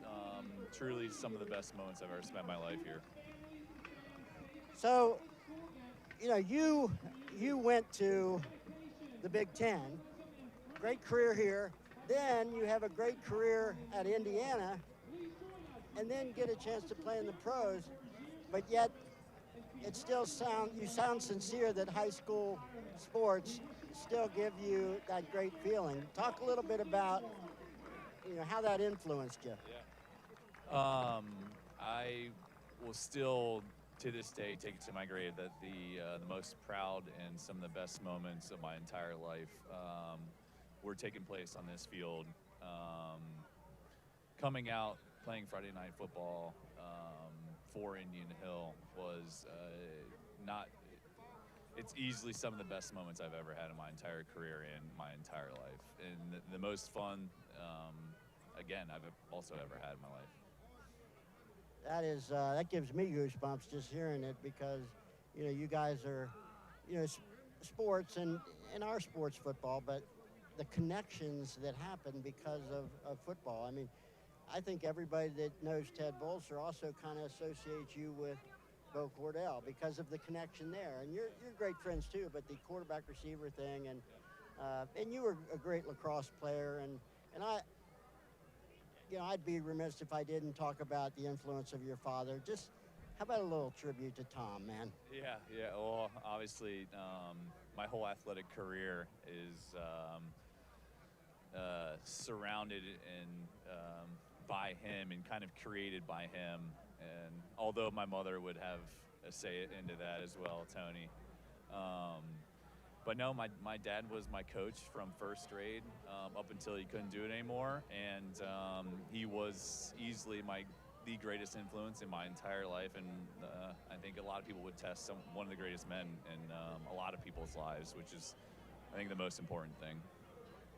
Yeah, I mean, from the outside looking in, he was such a good man and an educator, and, you know, all your brothers, and you could tell how close your family was, and you were blessed to have, you know, both your parents are just special. And all right, last thing to talk about. Do you have any special memories, or maybe something that stands out that happened on this field that you remember and stands out above all the rest? Because you've had many, and not just football. I'm talking lacrosse and all the times we were down here for camp. You know, anything special you remember? Man, honestly, I could not pick a single moment, but kind of just the whole career that I've had here, and the opportunity I was given by Indian Hill, my coaches, my parents, my family, friends. Honestly, just growing up and having the support from my family friends like the Muirs, the Isgriggs, the Porters, the Cordells, my family and their camaraderie with those other families, and everybody just really soaking in the moment and enjoying those times. Not looking forward to anything, but really just enjoying those moments.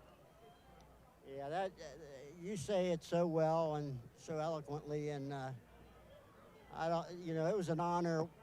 You know, my job as your coach was to make sure you got on the bus if we had an away game. And you took care of the rest. But one last thing before we go, and you were a multiple sport guy. Do you have any feelings on whether or not to encourage kids to play multiple sports, or would you, going to the pros like you did, would you specialize in one sport if you had to do over again? I think, well, if I could have avoided 2 injuries in high school from lacrosse and do that, I probably would have avoided it. But I tore my meniscus twice. But, I mean, I think lacrosse also helped me with my agility and my ability to create space when I'm running routes and kind of think on the fly, because there's really no set play. So I have to pay a tribute to lacrosse and basketball and to my success with football. And also some of the best times I've ever had was also playing lacrosse and basketball with my friends. So those two sports really worked well together, and you had Division I lacrosse offers as well. But, well, Ted, I hope you know how I feel about you, and I think a lot of Indian Hill viewers, a lot of people viewing this have the same feelings I do, and not just a great athlete, but a great family man, a gentleman, integrity, all those real good things that we want our kids to grow up like. So, Ted, thank you. I appreciate your time, and hopefully we'll continue this and have another game next week. Hey, thanks everybody. Love you, Coach Seipel. Love everybody out there. Muirs, Murphys, Isgriggs, everybody. Appreciate you. Soak in the moment. Enjoy it. Love it. What a great guy. Back to you guys. Thank you so much. Take it.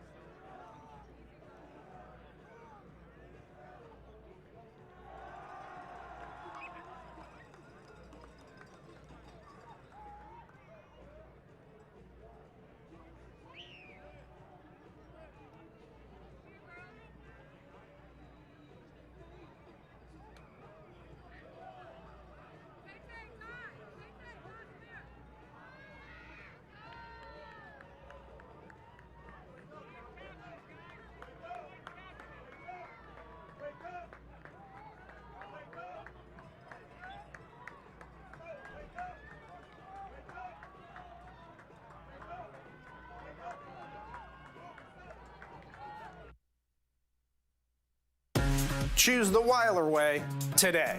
Tired of the traditional online car shopping experience? When you visit our Weiler websites and have a question, we have dealership professionals who will chat with you live. Rooted in family, driven by you.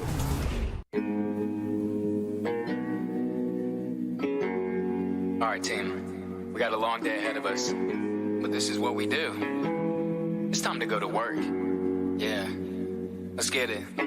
We work, we get stuff done. That's right. No matter what the problem, we just roll up our sleeves. We do. Not afraid of the project, not afraid of the time. Okay. Say it, I build America, we always on time. Let's get it. We work, we get stuff done. We do. No matter what the problem, Yeah. we just roll up our sleeves. That's right. Not afraid of the project, Oh, no. not afraid of the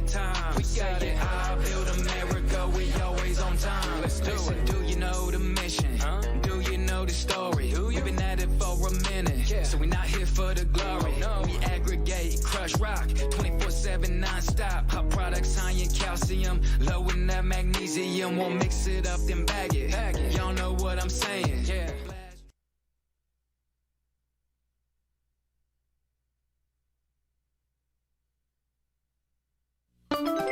Looking for a new home? You'll love SipsyKlein.com. For the latest new listings, price changes, and open houses, make it part of your everyday routine. When a new listing is posted, I want to be among the first to find it. My secret weapon? SipsyKlein.com. I start each day with a cup of coffee, the latest new listings, price changes, and all the home buying tools I need. That's just the beginning of what you'll find at SipsyKlein.com. Have you ever dreamed of your money working for you? Now it's time to make it happen. Whether you're saving for the future, building wealth, or planning for retirement, investing is the key. At ballandgainer.com, we make investing simple. With expert advice, personalized strategies, and a variety of investment options, you'll feel confident every step of the way. Start today with as little as $100 and watch your money grow. Don't wait for tomorrow because your future starts now. Join thousands of other satisfied investors who trust Ball and Gainer to build their financial future. Find us at ballandgainer.com.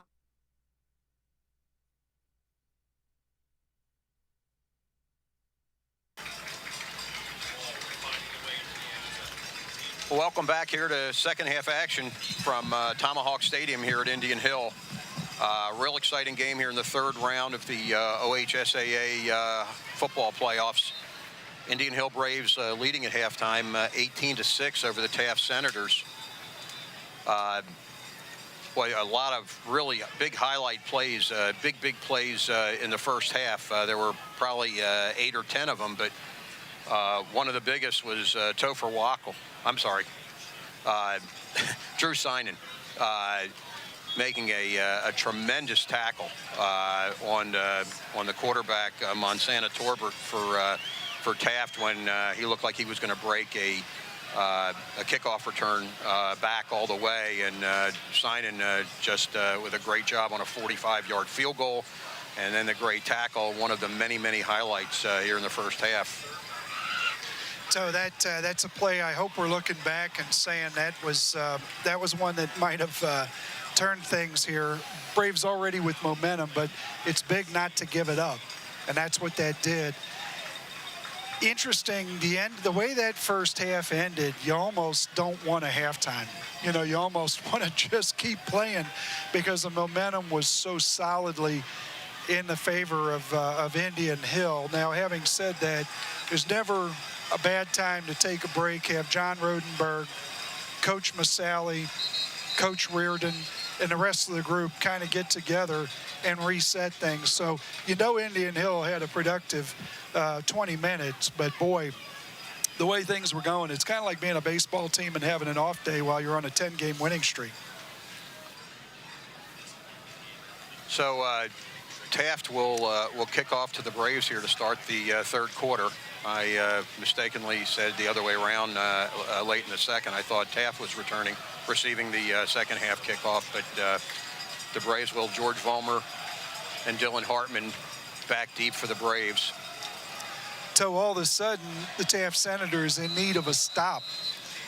Be interesting to see how they respond coming out here in the second half. A short kick, and the Braves catch it, fall down on the 31-yard line.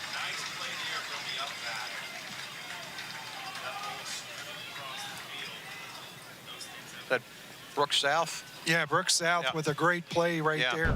Gets right down on it and gives the Braves a nice field position on the 31. Yep. So Taft with an idea of keeping the ball away from Messrs. Hartman and Vollmer, and the Braves start off at the 31. Devlin Daniel and Evan Riggs in the backfield, excuse me. Toe getting ready for basketball. That's 3 weeks from tonight. Yes, sir. Evan Riggs goes through a lot of traffic and pulls forward, and almost a 5-yard gain. Toe, you got an experienced back just picking his way through that defense until somebody stops him. And boy, great first down play there to keep on schedule. You got a second and a lot of things available in the playbook right here with this down and distance. They only give him a 4-yard gain, but Evan Riggs getting those tough yards.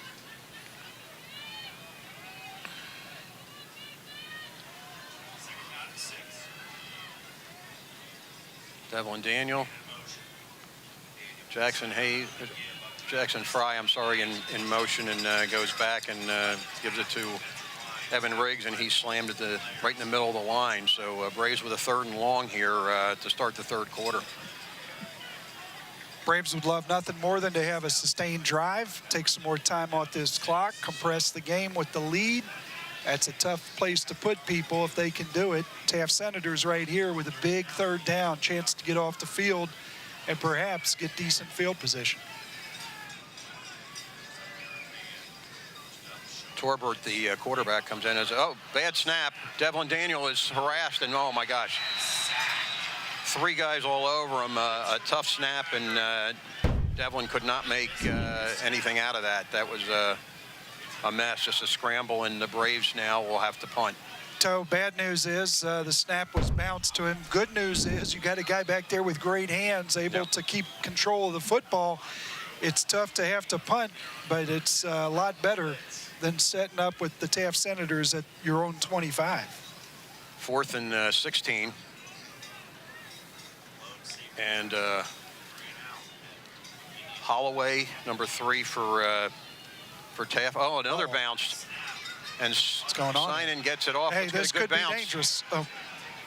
And it goes out of bounds at the Braves 45. So Taft with fortuitous field position here, starting.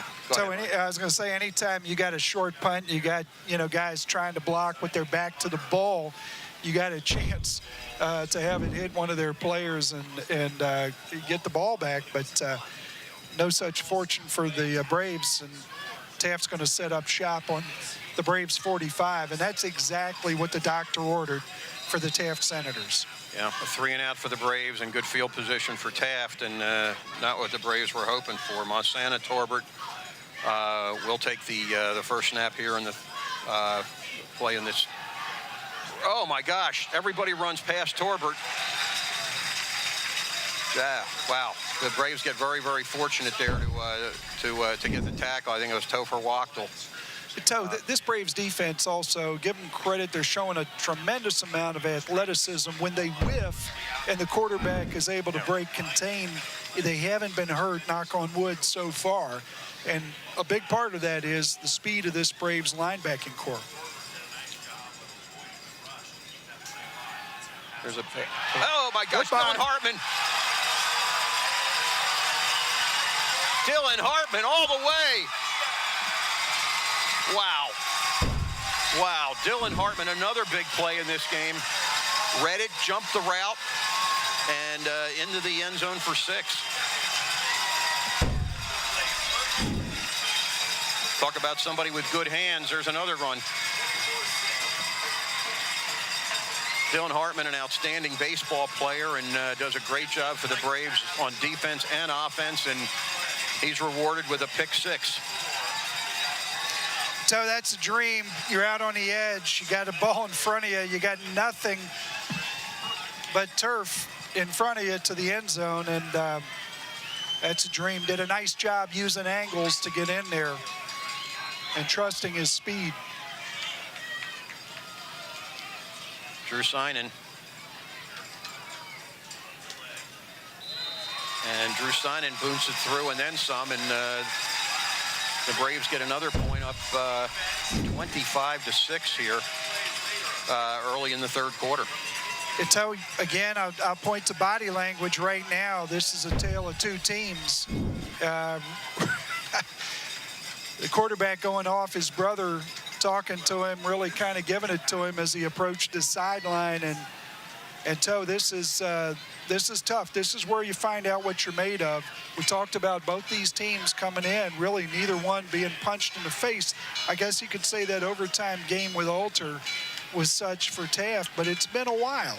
They've really put it on people, and it's easy to play football when you're always on top. Really difficult. Indian Hill hasn't quite faced it tonight. They got a little taste of it early, had some things not go their way, fell behind, but they've responded. Got to be proud of these Braves. Taft right now needs to dig a little harder.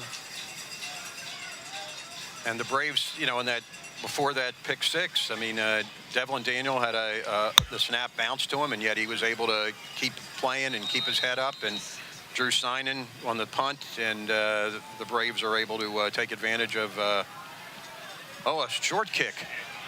And it's going to bounce. Be recovered. Oh, get it. Oh, well, the Taft gentleman, he caught it before, he took it before it went out of bounds, which was helpful to the Braves. That's Holloway. Yeah, Braves with an opportunity to jump on that. I think it's a rules question for the Braves. Not quite sure what to do. Went and hit the offensive player, the return player, as opposed to going for the football. That ball went well past 10 yards. Could have been recovered. Taft will maintain possession, and they're very fortunate. Braves had that set up perfectly, just didn't pick the ball up. So Taft will start at their own 32-yard line. 1st and 10 with 9:07 here remaining in the third quarter. Love that aggression by the Braves. Not afraid to give up a few yards to take a gamble at really putting a spike in this Taft football team. Keyshawn Torbert is in the backfield by himself. He rolls out and wide open. Well, that's Holloway, the man who just got the kick, who recovered that, and that'll give Taft a first down. And Braves very fortunate that Hartman was able to recover enough to keep him from scoring. Plenty of weapons. It's the first throw Keyshawn Torbert's been able to connect on. Maybe that'll get him going. Here he goes again. And it's a little, oh my. It was just dropped there, and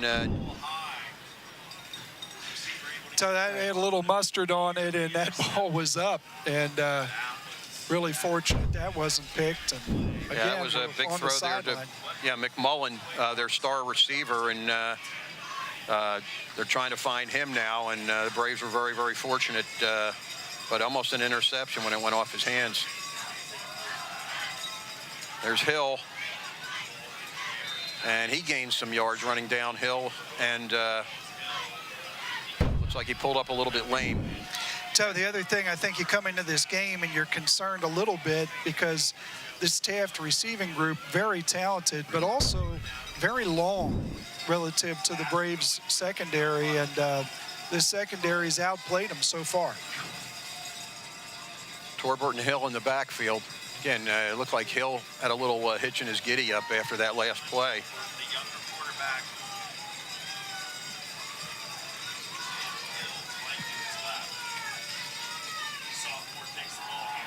And Hill is tackled by Joey Jernigan. Gets in the backfield, and that's going to make it 4th and very short. And I don't think, they're definitely going to be go. Oh. Ooh. It's 4th and about a foot. Jernigan with a great tackle there. Yeah, so these guys keep being put in positions to make plays, and they keep making plays. Everybody tight, nobody wide.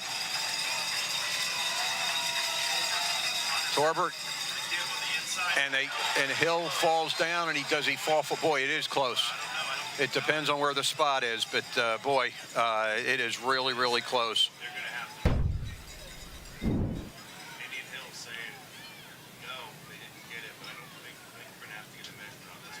Boy, that is really, that's inches either way.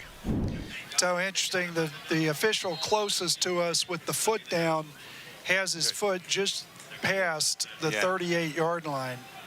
And it's going to be interesting. And again, once again, we do not have chain necessarily marks very often. Right. But we've got our first one for the night. Brian, I don't even remember if we had one for a home game this year. Listen for the crowd. They're going to tell us the story. And they did not get it. Oh, my goodness. So the Braves are able to hold and get the ball back in on their own 38. With we've already played half of the third quarter, Brian. So first 5 minutes of this quarter, you get a chance to get back in this game, Taft Senators, and you find yourself falling further and further from behind. But so this, I expect to see Indian Hill come out and control the football, run that clock, run the football, and the great news is if they need a throw, they need a play, number 5, more than capable of giving it to them. Jacob Alexander in the backfield. Evan Riggs needs a break after playing such great defense there. Fakes, and Devlin goes by himself, and he goes, powers over. Oh my goodness, power running by Devlin Daniel. Goes right over the Taft defenders, and first down, and actually about 20-yard gain for Devlin. So Braves are taking the heart right out of the Senator right now. This is a really tough time for Taft. If they don't get a stop, they're looking at their season going away. The Indian Hill Braves, just stay focused. Keep doing what you're doing. Stay focused on the task. Everybody do your job. 22-yard gain for Devlin Daniel. At this point, Taft going to probably have some guys try to make a play. Could be out of position.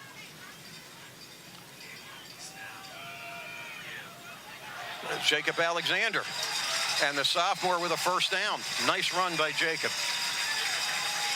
So these big chunk plays on the running game, that is an absolute backbreaker, and you're starting to see some holes develop in this Taft defense. And these guys, I don't think they're very confident about getting off the field. And they shouldn't be. And Brian, most of the Taft, all these stellar players they have, you alluded to, they play both ways. And they've got to be a little tired. That's right. And you mentioned they haven't had a lot of tests this year where they could rest. And Jacob Alexander, and he drops it.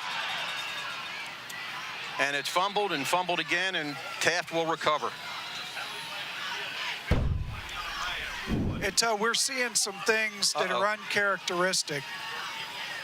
Somebody's hurt for the Braves down on the 29-yard line. We're seeing some things that are very uncharacteristic for the Braves with the turnovers. And amazing right now that the Braves are in control of this football game in spite of the fact that they've turned it over quite a bit. Trying to see who that is that Terry Conti is attending to along with the medical staff here for Indian Hill, but one of the Braves players is down. So Jackson Fry. Jackson Fry, wow. Yeah. Jackson well, that's Fry, good news. that he's walking off on his own, because Jackson Fry, is the Braves' outstanding defensive end and also tight end, and but he will take a blow here for a few minutes. So speaking of guys playing both ways, what I love is that the Braves have not been put in a position where Devlin Daniels had to play defense tonight. I mean, that is one of the telltale signs that you feel pretty good about your football team and you don't need to stretch. So Montana Tolbert, the elder Tolbert, will be is back at quarterback. His younger brother had the last series. And he'll keep it himself, and he goes around left end. And that's okay. That's okay. Taft Senators have not shown that they can play mistake-free football, penalties, turnovers, everything else, in order to go down the field with 5-yard increments. Taft needs big plays to get back in this football game, and the Braves doing a great job to deny him. 5-yard run for Montana Tolbert.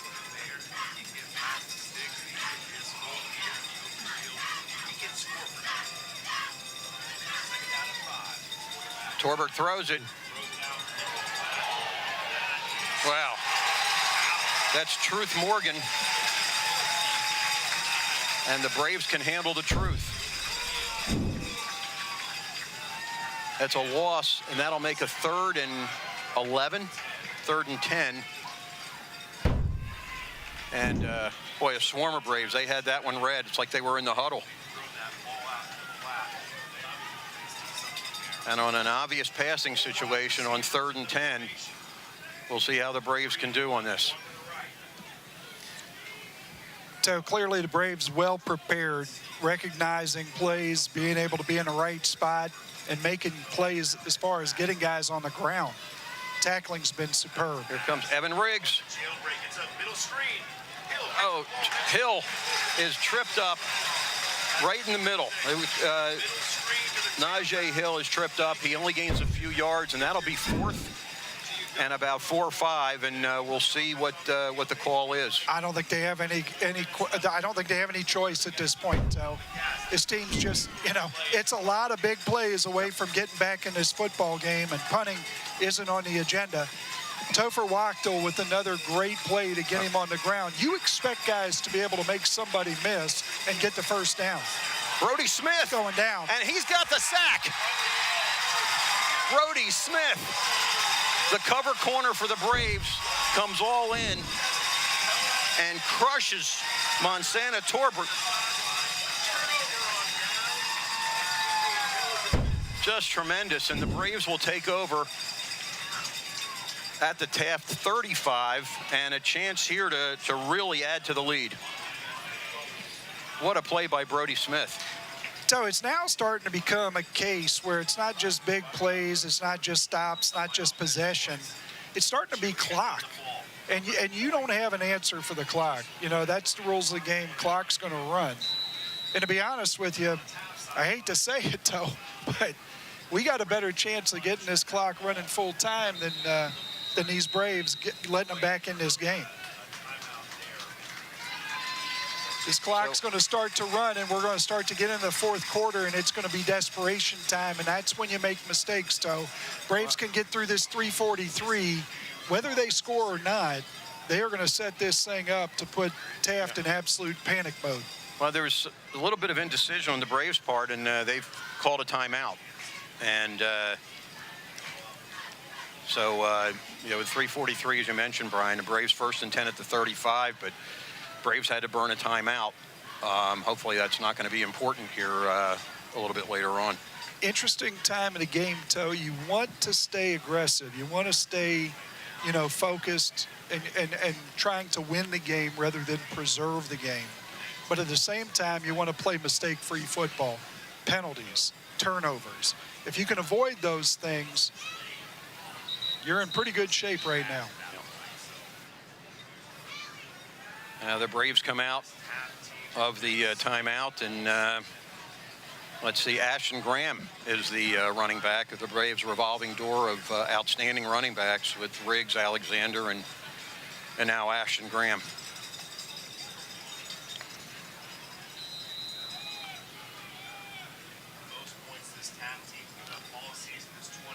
Daniel runs, he throws, it's tipped. Oh my goodness. Yep. Sam Metz, the intended receiver, but Devlin running to his left, throwing to his right, and under pressure. So I just am amazed that we continued, all year long they have taken him over to the left side of the field as opposed to the right side of the field. Right-handed quarterback. Interesting. Yeah. Clock stops. We still got basically where we were, with first down, and here we go. We've got a penalty, and I'm not sure what on that's the Braves. The sideline warning. Yep. Ben Sichel came off the field. He was down in the end zone on that last play, and he's got a little problem here with his just above his knee. Not a lot that Devlin Daniel can't do on a football field, a baseball field, but boy, I tell you what, that's tough when you've got pressure and you're backpedaling to be able to stop and throw the football. Yeah. Really tough. He's not just rolling and throwing across his body, he's backpedaling. Ashton Graham, and he is pushed back, and there's nothing there. He's stoned at the line of scrimmage, and the clock ticks, but two plays in a row, Brian, that nothing real positive. Well, at least this one we got the clock ticking. The last one not so much. So Braves making some progress. But again, all the pressure right now on the Taft Senators. And that includes this 3rd and 10 to see what happens. But I have an idea that number 5 may break one here for a first down. That would be lovely.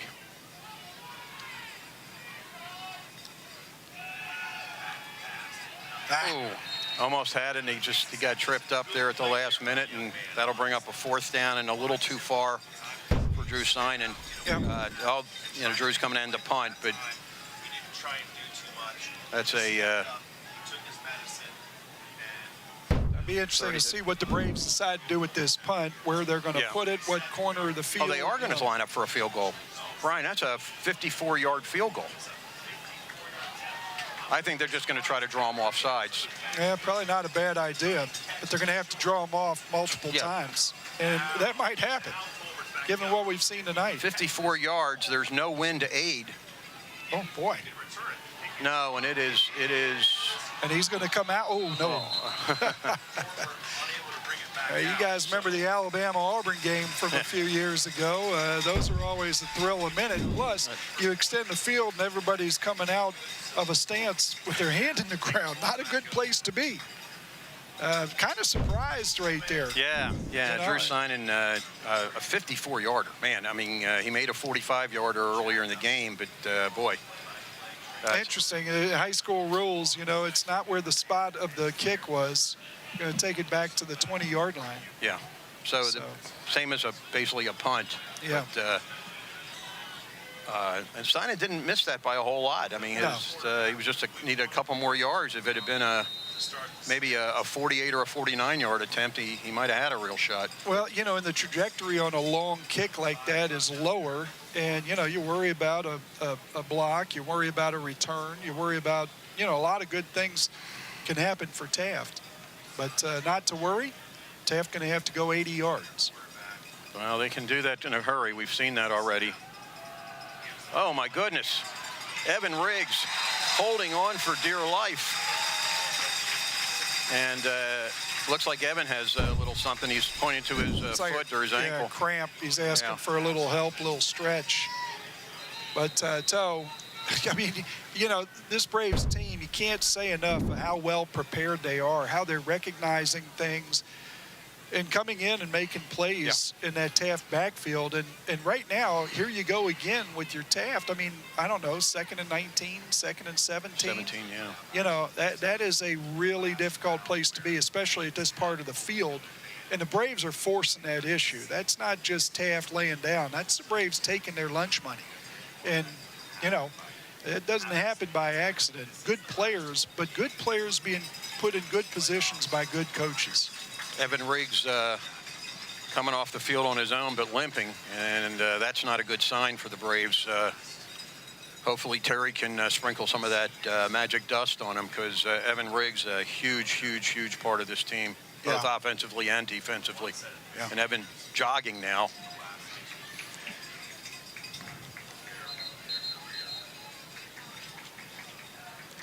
So Devlin Daniel going to come out and take his spot.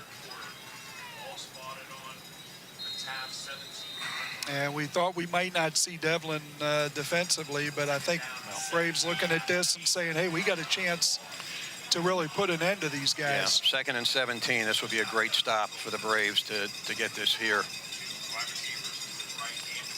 Torbert takes the snap. It's on the ground. He's scrambling. He throws it. Oh, my, what a catch. Oh, my goodness. Oh, man. Holy moly. Eddie Holloway, boy, they had dead to rights. Throws it just a one-handed catch and goes all the way, 83 yards. So that is absolutely stunning right there. I mean, the throw just to lead him, he threw him open. And then to put it out there and then one-handed catch and just never break stride and beat everybody down the sideline. Wow. And so, you got to feel for these kids. I mean, their season is in serious jeopardy. These are all guys that have obviously worked very hard to put themselves in this position. But you're like, well, I got that dude and I'm still getting crushed like this. I mean, that's amazing. And that's not even, look, that, they got a couple of handfuls of guys like that. It's really something else. Let's see if the Braves can keep them out here and keep this to a 13-point game. Eddie Holloway, and they're going for 2.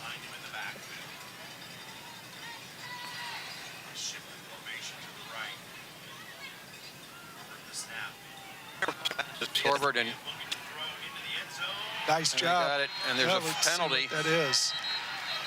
There's a flag from the opposite side. We'll see if that has any effect at all. And it's on Taft.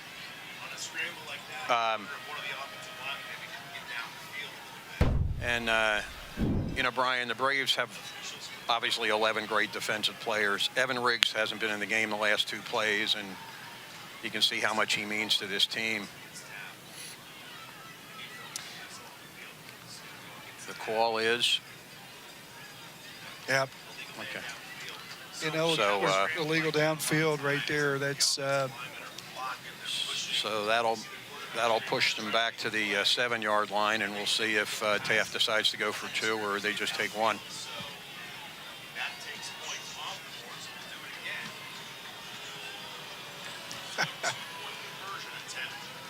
Well, it's been the case all night. You know, a team has a good play, gets momentum, whatever the case may be. Taft, 98-yard run, penalty. Get, you know, put up to a 2-point conversion from a 1-point. Penalty. Get put back to a 2-point conversion, don't get it. I mean, it's really unbelievable. 2 11-0 teams, and neither one of them coming close to playing mistake-free football. As well as Indian Hill has controlled this game, they'd be the first to tell you that they've had some mistakes out here too. And that ball's not even... Torbert throws it way away, and so the Braves are able to get by with just giving up 6 on that. But boy, what an incredible catch by Holloway. 83-yard touchdown pass reception, and of course, we remember the 98-yard touchdown run. So 2 huge plays for Taft that have kept them in this game. Braves holding on 25-12 here, and with 1:14 left in the 3rd quarter. So there's getting things the easy way and getting things the hard way. Think about the exceptional nature of the 2 scoring plays for Taft. I mean, those are the highlight reels from this evening's ball game. And really, I mean, you think about it, it's just not nearly enough. And it's good news. the little things aren't being done. Evan Riggs looking around and found his helmet, and looks like Evan Riggs is going to get back in the game. So good. Yeah. So the Braves will be. We'll see what kind of kick this is. Taft's done a couple different things. They haven't really kicked the ball too deep to Vollmer and Hartman, and we'll see who they try to kick to this time. Brooks South did a nice job the last time, just falling on the 31.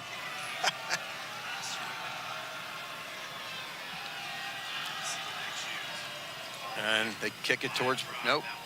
Oh, it's going to go all the way. No, it's not going to go all the way. Hartman has to pick it up, and he's in a lot of trouble. And he's crushed down around the 8 or 9 yard line, and a very effective kick. A little bit of life here for the Senators. Yeah.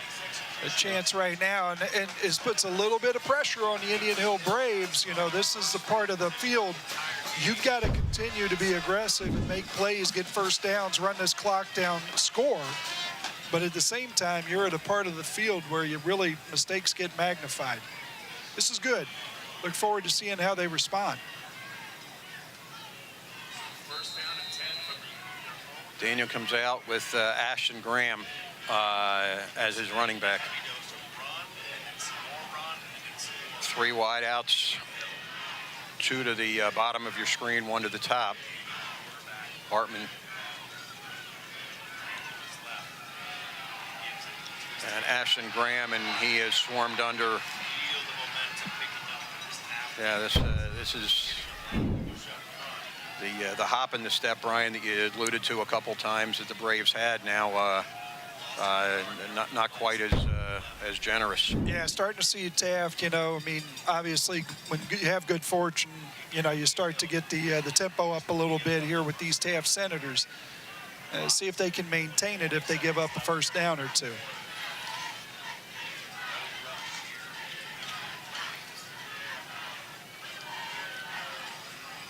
Daniel looking it over.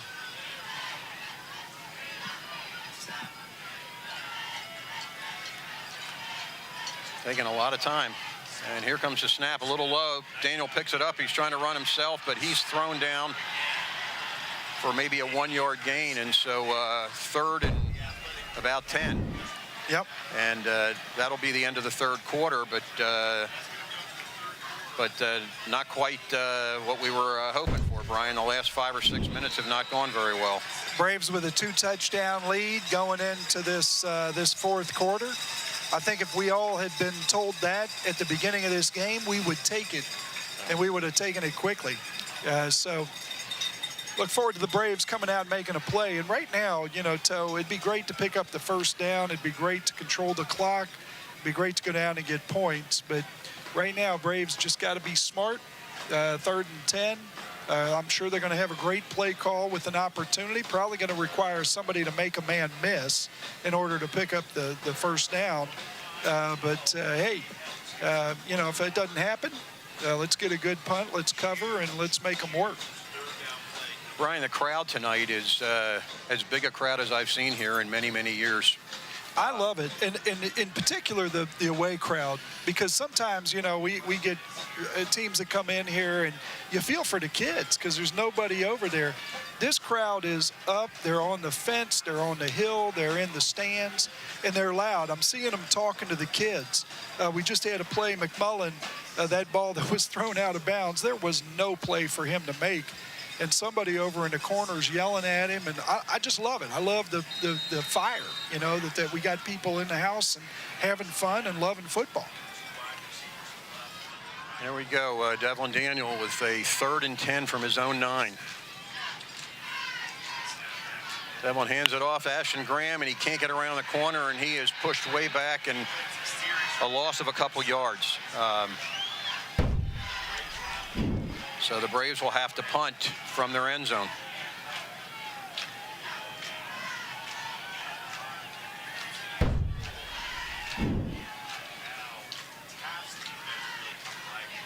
So 4th and 10 from their own 9, and Drew Seinen, the hero of the first half, will be punting. Got Eddie Holloway back, the guy that just ran that beautiful, beautiful route, made the catch and ran it all the way back for a touchdown. And Seinen gets it. It's going to bounce, and Holloway picks it up. Yep. He goes to his right, and it is, wow. Fantastic. That's just what you need. Jacob Alexander makes a nice tackle and keeps Holloway at bay a little bit, but Taft starts off now at the Braves' 36-yard line. Good field position here for their first drive of the 4th quarter. So you can't overstate the job that Alexander just did there to make things difficult for Taft. Make them earn everything. See if they can earn their way back into this game. Don't give it to them. Nice job. And a good punt. Good job getting that out. Good snap.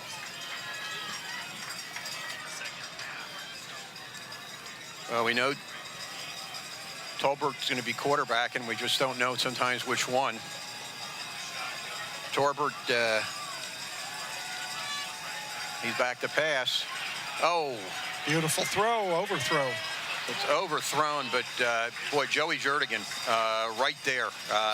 If Torbert had hesitated at all, Jernigan was going to be laying on top of him.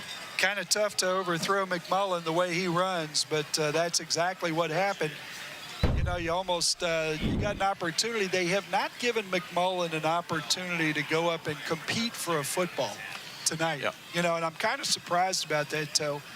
Hey, hats off to this Braves defense and these Braves defensive backs. No. Yeah, you say McMullen is 6'2", 175, and he's got some hops. And you're right, they really haven't given him a chance to go get the ball, thank goodness.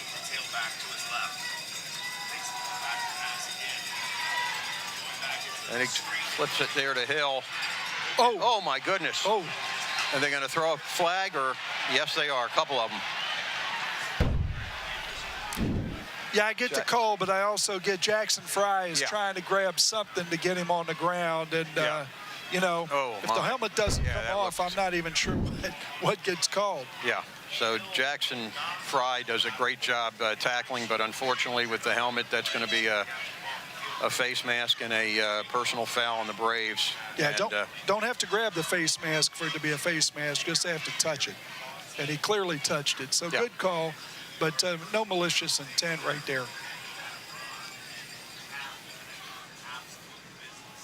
Jackson Fry was down and had to be attended to a little bit earlier tonight, but obviously he's come back and to help his team here get to the finish line. Until another hustle play on the opposite side of the field, tracking down a guy that's in a skill position player that ought to be able to get past him. And Fry, just a unique defensive lineman, able to run people down. Really, every team needs a guy like that, sturdy enough to play against a run and control the line of scrimmage, but athletic enough to go make plays in space. Hill, and he is tripped up, but boy, he almost got eluded, but Joey Jernigan gets his hand on his foot and we're gonna see Riggs shoot through here and make him adjust. And once he went east-west instead of north-south, he was much easier to tackle. And Riggs answering the question if he's feeling okay. I think he's feeling just fine. He's a tough hombre. He'll be fine. Maybe he's hurting here in about an hour, but he's fine right now. Player being attended to here for Taft. Why there's a stoppage of play. And that's Hill. That's the big running back, Najee Hill. So he'll come out at least for a minute or two. He seems to be going and moving pretty well. And 2nd and 7 for Taft. Boy, Taft had that little part of the game, body language, disorganization, just, now look at it, Toe. They're back in the game. They got the next squad lined up, ready for kick coverage. I mean, it's a whole different feel. You wish you could have consistency. Torbert.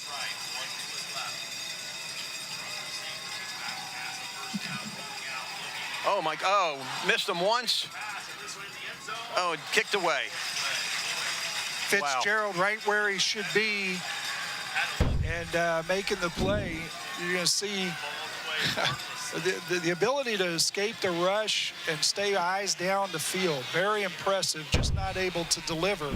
And a big part of that was Fitzgerald being right where he needed to be. Great job. Tyler Fitzgerald did make second team All-League this year, and has done a great job for the Braves. So it's interesting, obviously at this point, I would say this is 4-down territory, not knowing the kick game, but I suspect, what we've seen with extra points, it's probably not strong. I haven't seen play calling that looks like 4-down territory. Oop. Braves almost drawn off, but they did not, and Montana Torbert. And right now, Toe, you need something where you get the ball in the hands of a playmaker, let him run for it. Overthrown.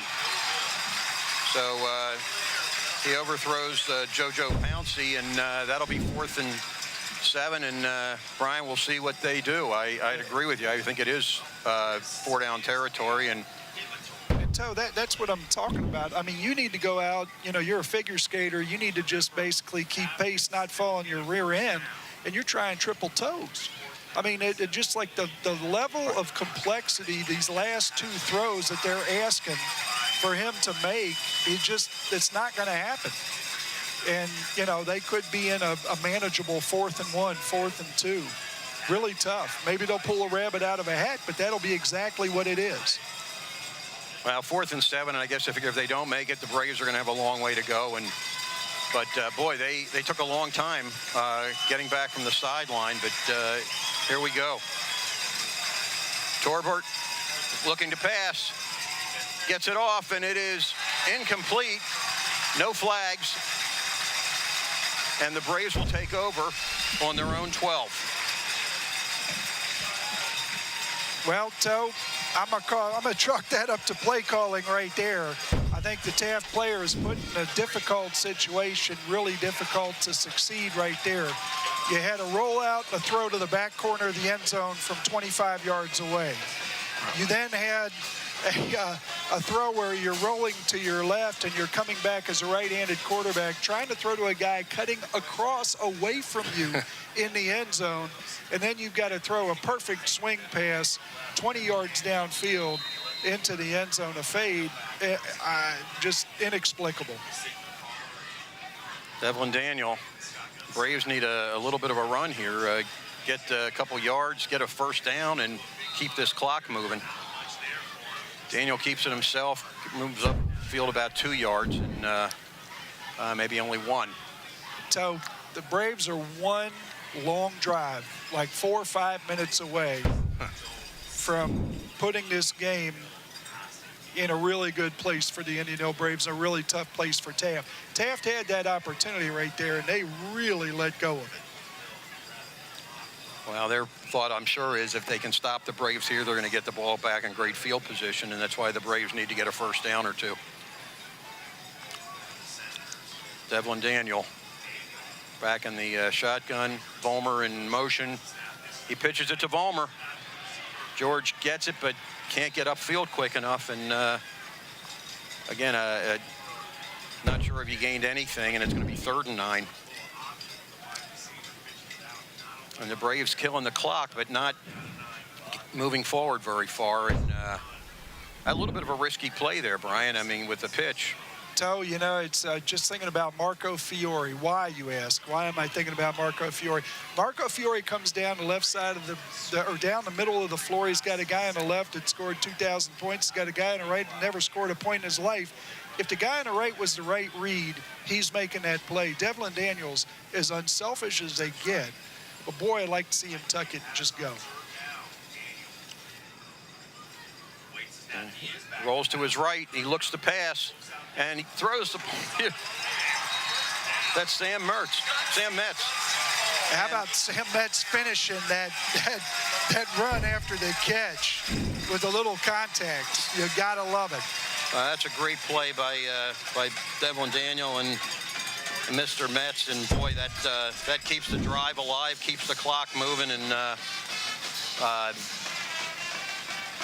Braves continue to play. Just like he trusted George Vollmer on that pitch in the previous play, he trusts the young Sam Metz to make a big play, and that is a gigantic play to get them a first down. That's Sam's 2nd catch of the game. He's only had 2 all year prior to this game. Evan Riggs. And he has hosted, 4 or 5 guys, and Evan won't give up the ball. They're trying to take it from him, but keep that clock moving. Talking about Sam Metz, big-time players make big-time plays in big-time games.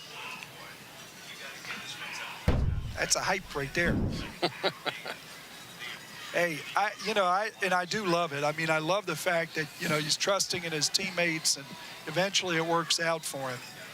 But, boy, 5 is special. I mean, he, and the delivering the ball and putting it on the numbers, I mean, he's really done a nice job to enable his teammates to have success.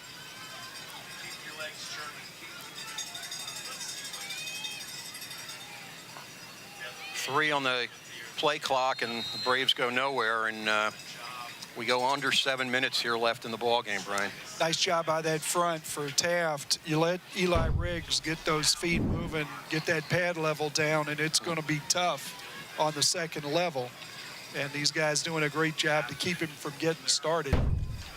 And, another 3rd down opportunity for Taft. But, unlike the last couple of them, you're going to get the ball back if you stop them here with just over 6 minutes left. Tough place to be. Devlin taking his time.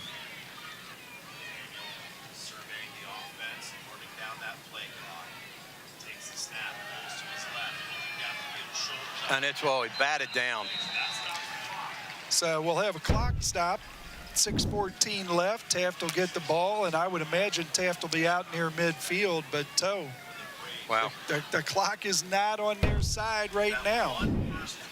The defense all of a sudden doing its job for Taft, but the offense got to come alive here if the Senators want to get back in this game. And the play calling, I go back to that 4-down territory, man. You got to play call like it's 4-down territory. Now you have to look for explosive plays. You may have to start taking some shots. Drew Steinen ready to punt again from his own 12. A little low. He gets it off. An end over end, and it's going to bounce. Holloway again. And oh boy. He's hold on for dear life, but boy, what an adventure, huh? You know, I'll say one thing about this tonight. It's been a beautiful thing to watch guys just kick it into a gear. That's a thing of beauty right there, a guy that can run. If you're Taft right now, you just need your guys running in the right direction with the right pace and coordination. See if they can get it done. 37-yard line. Taft gets the ball back. How big is that Mets first down right now with this clock salting away? Oh! Riggs in there putting pressure on Torbert, and he throws it away to Holloway, so not able to connect. So this Taft line really right now not standing up against the Braves defense. Braves able to get back at that quarterback, and with the play calling one-dimensional right now, having to throw the football, might be a good idea to get him rolled out. Braves doing a really good job of not over-pursuing. Oh, they did there. And oh boy. Brian, just what you said, he split the defenders. There's a big catch by McMullen. And, really nice throw. Put it right on his face mask. And Mullen with the hands to be able to get the hands up there in full stride. Nice job by the Braves, though, once again, to get him on the ground, make him line up, run another play, run more clock. 11-yard line, 1st and 10.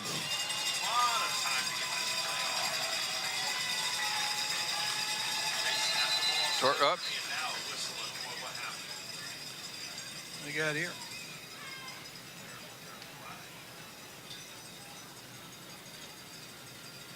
Okay, officials time. And they're substituting. All right, here we go. Clock will run. I don't understand that. Yeah. So they could bring in a sub.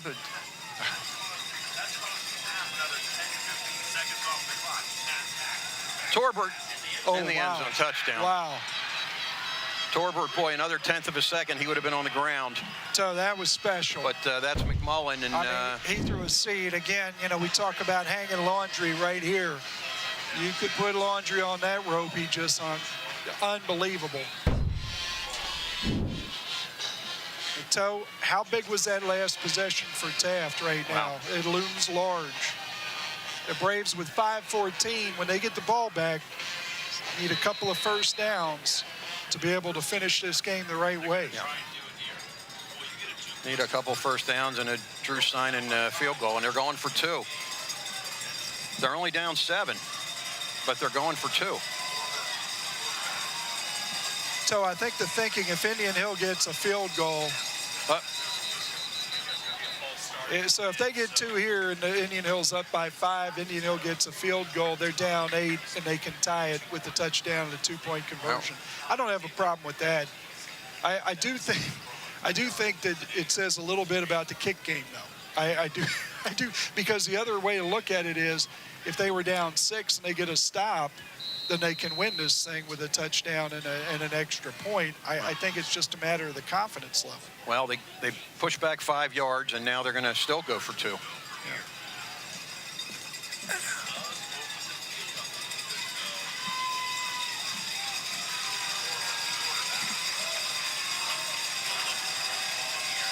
Torbert takes the snap.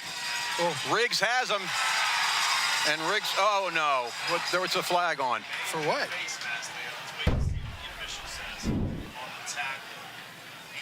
Wow. I don't know what it could have been. Which side? Okay. They're calling a face mask, but boy, we didn't see that. The replay doesn't show it. Let's take a look here. They've shown the replay already, and there was no face mask. Evan Riggs is the only one who touched him. I think he's just going to sling him down by the hips here. I didn't see anything. No. Wow. Huh. Interesting. You know, maybe his face mask was in the same zip code, but it certainly, wow. And Gene. Okay, so they've reconsidered, and now they're going to kick. And Devlin Daniel was on the field then. He comes off. Yes. And they're going to call what? In the world? All right. Well, they called delay a game, but there was the clock wasn't running, unfortunately, so it stay at 5:14. Boy. Tony, nothing's easy, you know?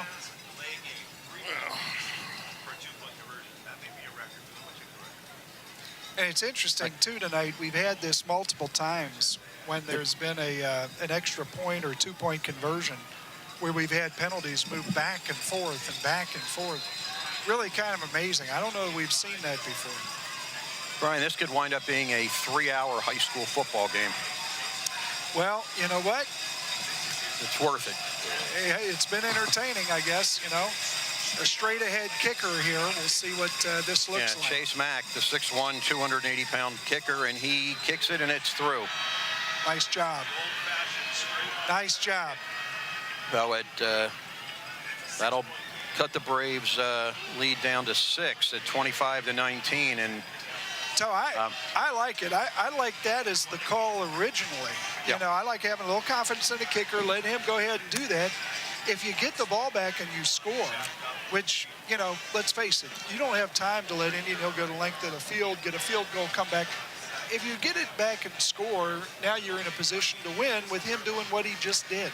And look, the Braves offense, which hasn't done much in the last 15 minutes or so of game time, but look, if they can get to the inside the 30, or at least to the 25, Drew Synan gives them a chance to kick a field goal and ice this game. Daniel's back, and I think that's as much to make sure you get possession of the football as anything else. And look where everybody else is. Yeah. Everybody else between the 40 and 50 expecting some sort of onside kick or blooper. And Devlin Daniel, the best athlete in the school, in the league, and in our minds in the city, back to the 23-yard line, waiting for the kick.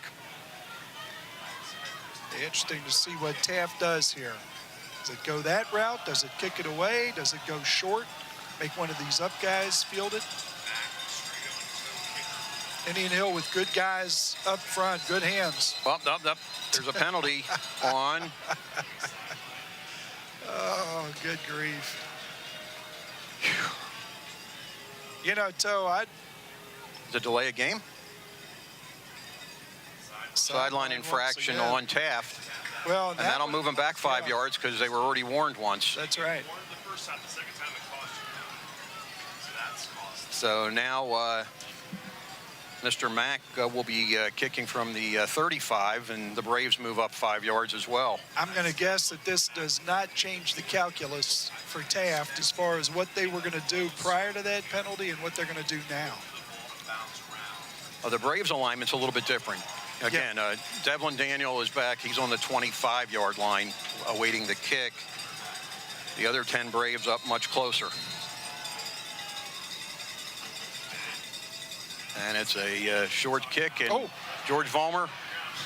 And that's that's Sam Metz. Once again, Metz they Johnny on the spot. Fall on the kick, and the Braves will take over here on their own 33. And a nice play by Vollmer. You know, Devlin Daniel, in all likelihood, able to get over to that ball, but you just don't know. You know, that ball could have squirted down to the 10-yard line or something like that. If you don't catch it, you got time to jump on it because you're 20, 25 yards downfield. Smart play there by Vollmer and a good recovery there by Metz. Braves 1st and 10. 5:11 remaining here in the game. And Evan Riggs comes in to be the backfield mate with Devlin Daniel. And Riggs pulls up the middle and gets about 2 yards. And that'll be 2nd and 8. So I think this Taft front is really cheating toward the run right now. Yep. This entire team, and rightfully so. I mean, I think it would be questionable for Indian Hill to throw the football, but I can tell you right now, the way this defense is set up, Indian Hill, if they wanted to, has opportunity. If they need it, and I'm not talking to score, I'm just talking to maintain possession. You got 3 wideouts down to the bottom of the screen, all have single coverage. And Daniel looks there, and he's in trouble. And he goes down around the 30. Devlin trying to make a play.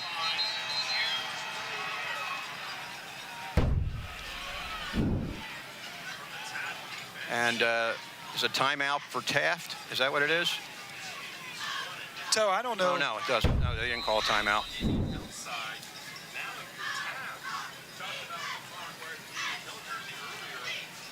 So the Braves now with 4 minutes left, 3rd and 13 on their own 30. And Tony, I don't think any of our rosters have a number 50. But I'll tell you this, number 50 for Taft has been up and full of energy when things were good and when things were bad. Devlin Daniel, Dylan Hartman, oh, they're saying no catch. Wow. Well, let's see the instant replay. Yeah. It looked good to me. I don't know. Let's see. Oh, and then a little inconclusive on that replay. Good effort. Good effort. But well, let's go to our analyst, our rules analyst, Gene Serator. I think it was a catch. So I've looked at it from 55 angles. I've spent 15 minutes. You had a sandwich. And I'm going to say I support the official on the field, like I always do. Well, the Braves now in punt formation, and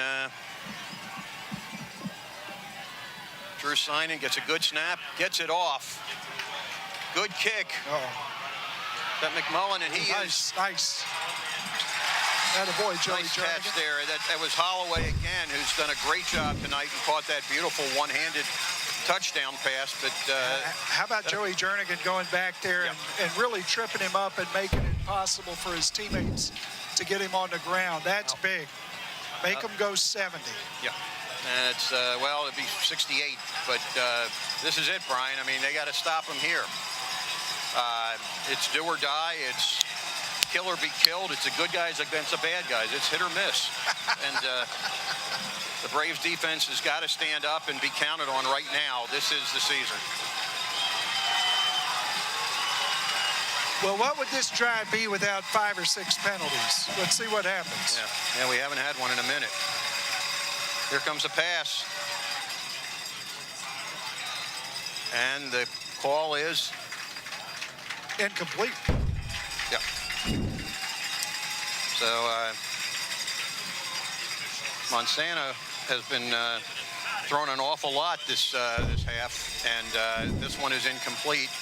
So it'll be 2nd and 10, and boy, Taft is taking a lot of time between plays, but they're ready to go now. Great job over there by Fitzgerald. You think about the assignment that he's drawn, a 5-star receiver, and he has been all over him. Monsanto with Hill in motion, and knocked away Jackson Fry. Jackson Fry at 6'4" jumps, and my gosh, he knocked that away and incomplete. Great play by Jackson Fry. Brian, you ought to recruit him for your basketball team. That's a heck of a play. He could have dunked. Yeah, you know, it brings you back to the first game of this season, Jackson Fry against Roger Bacon, and you know his ability to get hands on the football, terrific. 3rd and 10 with 3:26 left in this contest, and Torbert waiting for the instructions from the sideline, and here it is. Gosh, seems like that play was 10 minutes ago. And here come oh, he's getting plenty of time. There's holding. They're going to call it. Oh, my. Great play by Holloway. He catches it. Riggs trying to, and there's a penalty from the far end of the field. Okay, well, what do we got here?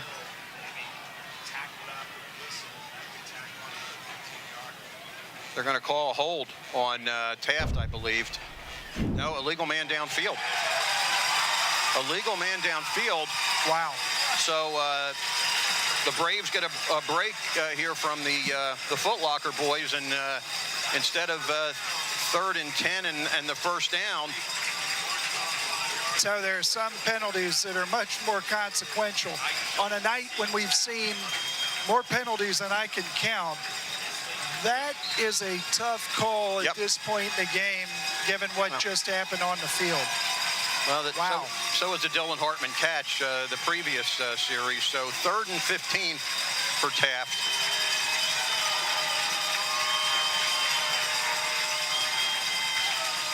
And here comes a blitz. Joey Jernigan, can he get him? No, he's flattened. Long pass. Oh, my gosh. But he caught it out of bounds.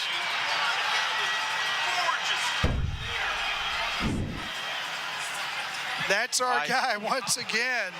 Eddie Holloway made that beautiful catch for the touchdown, but Toe, I would argue that is bigger in my mind, given the point at which we are in this football game. And he did something when he made that catch, and he's gonna lay down. Oh my gosh.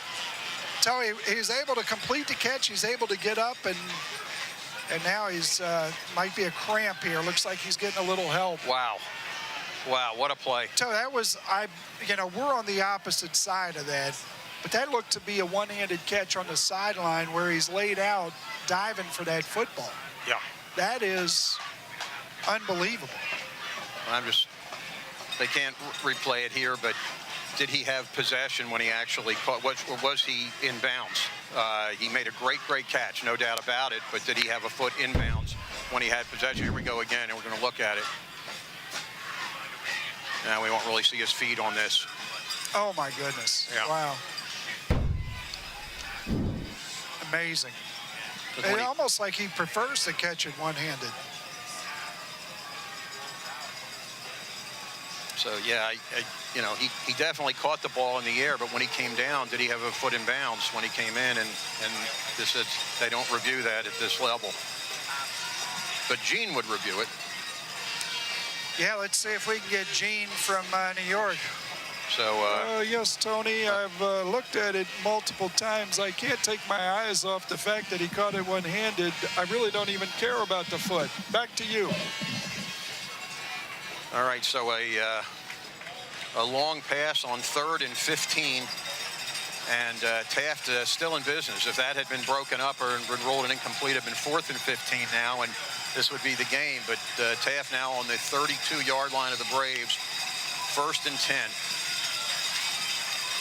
Taft, so this is what football's about. Both teams needing to make plays. I love it.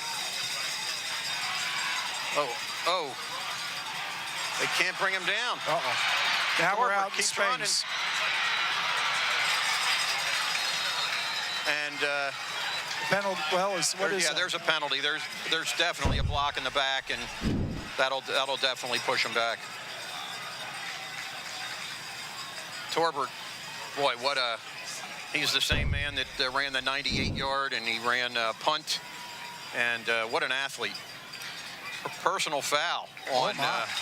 So that'll be 15. So that makes from 1st and 10 and way down in Braves territory. Now it'll be 1st and 25. And Toe, I know there's still 2.5 minutes, almost 2:27 left on the clock, but you get far enough away, you start to get yourself in a situation where, the clock could come back in, where it was clearly plenty of time. You think about this Taft team, it's propensity for mistakes. So we're going to have 1st and forever. Yeah. Oh, well, smokes. 1st and 25, and the clock's moving. The clock is started. Now, Taft does have all 3 of their timeouts remaining. That's a running play, and Taft seemingly in no hurry getting that call in. Torbert, low snap, takes it. And oh my God, True Raider. No, that was Michael Benanami with a big hit, and clock running. Was it incomplete or was it a fumble? That clock has been running, and it stopped at 1:52, but it clearly ran for 10 seconds. we'll see what they decide to do with the clock. Well, Taft uses their first time out of the half, but was it incomplete or was it a fumble? But it doesn't matter. I mean, Taft has it, but it's. Tell you one about the quarterback too. He's hit as he's throwing. That's a very vulnerable position. Hopefully everybody's okay. I don't know if the referees are discussing it, whether the fumble or not, but I guess Taft would have recovered. And again, the first time out, it has been used by Taft. They have 2 remaining with $1:52 left in the game.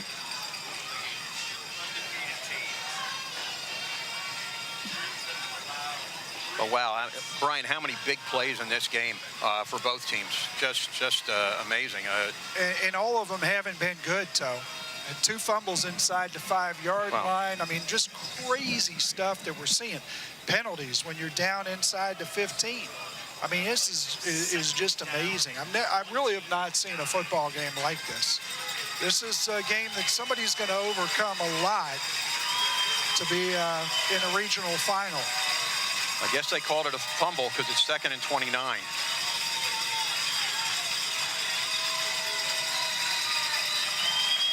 And they'd love to put some more pressure on Torbert. He goes back. McKell, oh my goodness. Oh no. Thank goodness Jackson Fry pushes him out of bounds. And Tom, I'm not sure. There's laundry on the field again. Yeah, well, we can't go more than 2 plays without that. Well, it can't. Yeah, I mean, I'm not sure what it is. When McKell came in, I thought there might be a potential face mask there, but that's not what they're calling. It's going against Taft. Holding on Taft, and that'll push him back another 10. So if the Braves take it, and I guess they are, that'll be 2nd and 39.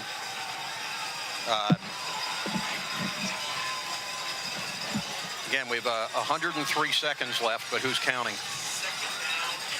So, I've never seen anything like this. The number of penalties, it's unbelievable. I look forward to, you and I, before we get numbers, we're going to have to, on the ride home, I'm going to call you and see if we can guess how many penalties. Torbert in an obvious passing situation at 2nd and 42. I think they're losing track. Quick pass, the out, and good job. Get them down. The clock keeps running. Will Taft use another timeout? Not yet. So they better, I think the key for Taft, and it's been this way all night, get the play in. Yeah. And while you're at it, maybe get 2 plays in. Well, now they're over on the sideline discussing it, so the band plays on. And now, are they calling a timeout? Jeez. Well, boy, they wasted about 15 seconds of clock time, so of course, the way Taft scores, they only need a few seconds. But, boy... I feel for the kids. I mean, that's you need liability insurance for situations like that. I mean, holy smokes. Yeah, they since that play ended, there were a good 15 seconds ticked off before they called timeout, and they're not going to put him back for him. So we said we're down now to 78 seconds left in the game. Well, so I'll say one thing about it. Again, this is the first game for Taft since Alter that they've been in a competitive game. This is the first game for Indian Hill, arguably, since the first half of Roger Bacon, where they've been in a competitive game. It's really tough to deal with pressure situations when you're not in pressure situations very often. And I think it's reared its head tonight. Somebody was going to get through this, and I think they'll be better for it next week. 3rd and 33. Oh, no. Oh, my goodness. Fitzgerald got him out of bounds. Got him out of bounds, but oh, my God. They let him go up the sidelines. A great pass, a great catch, and another highlight for Taft. And, boy, 3rd and 33.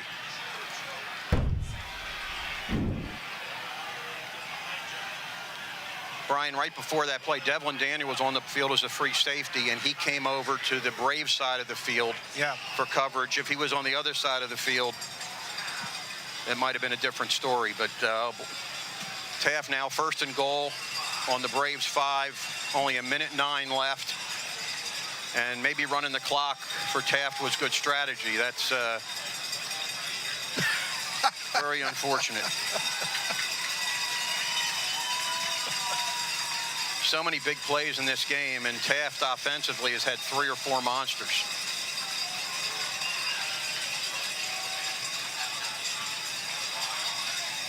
Long time getting this play on. So how many penalties before the end of this one, the last 69 seconds? Yeah. And a fumble. Hill Ball's fumbles. out. But was he in the end zone yet? Jackson Fry holding the ball. And the referees are throwing another penalty. So, Brian, you got your wish. So, you know, it's one word. It's tough.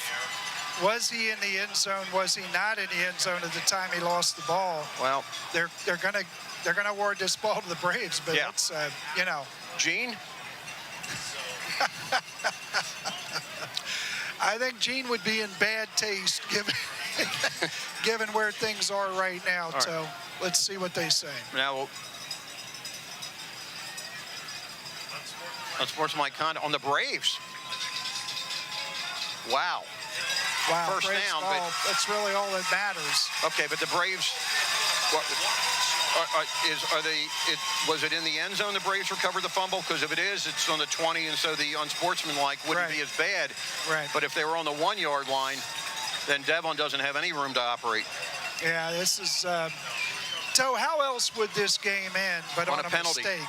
Well, a penalty and a fumble, right? I mean. Well, now it's all right. So then the ball's on the 20. If there was a penalty, wouldn't they be putting it back? Let's see.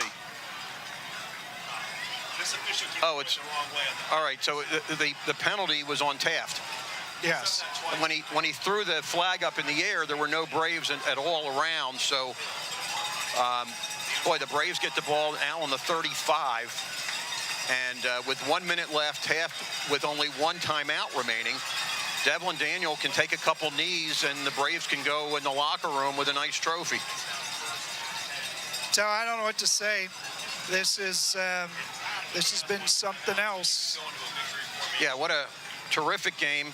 A lot of excitement, and certainly if the officials get commissions on penalties, they've done a really nice job tonight. Brian, we still have a minute left of game time. It will be a 3-hour, virtually a 3-hour game by the time this is over. This is high school football. Yeah. Penalties will do that too, but boy, I tell you what might have been for the Taft Senators. That is that just tears your heart right out. That is tough.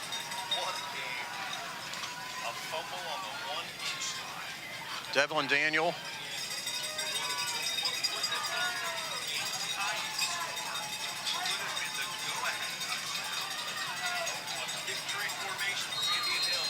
They're going to take a snap. He's not going to be right under center. Devlin's going to take the snap, takes the knee.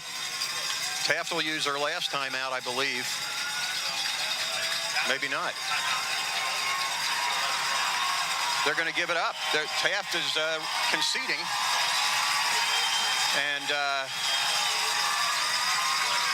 the Braves will emerge victorious. And so looking at these Taft players, there's some anguish going on down there. And again, you could look at this game. It was won, it was lost. But I mean, this is tough to watch. The number of mistakes that these guys got to live with after this. Devlin Daniel pumps it down, and Devlin gives the ball. He's going to keep it, and he says, "Nothing can stop me. I'm all the way up." The Braves have won. The Braves are going to go on and play next week, Brian. It will be at a neutral site. CHCA or Valley View. I got a feeling it's going to be CHCA. And so they're going to be a better football team because they went through something like this. It took a 12th week of the season for it to happen, but it happened. and I'm really proud of these kids. Just tremendous. Great job by the coaching staff. Taft with an abundance of riches with Division I recruits and players. The Braves really dominated this game in the first half and early in the third quarter, and Taft caught up with some tremendous plays, but John Rodenberg and his crew, just a great job. Great job by obviously Devlin Daniel being the leader that he is, and all the great seniors, all the phenomenal plays that were done tonight. I'm speechless with the effort and all the wonderful contributions from all the great Braves players. Yeah, they hung in there, and I think there's a lot to be learned by that. You know, it's not always going to go your way. You don't have to be perfect, and sometimes the other guy's going to shoot themselves in the foot. But you got to do your job and make sure that you're doing enough to be worthy of a win, and the Braves are certainly that tonight. The students are rushing the field. I don't think they'll take the goalpost down, but the Indian Hill student body very, very happy with this victory, and the Braves now go to 12-0, Brian. It's the first time in school history, is that right? That is absolutely right. First time in school history, Braves are 12-0, and for the first time in school history, they're going to be playing in a regional final, which I think is just absolutely fantastic. Braves with the realistic shot, because, Toe, I thought this Taft Senator team was completely misseeded as a 4 seed. Yep. Braves able to get that out of the way in week 3. Next week, CHCA or Valley View, and again, not only are they going to play the winner of that game, which is going to be a good football team, but the Braves are going to be tested.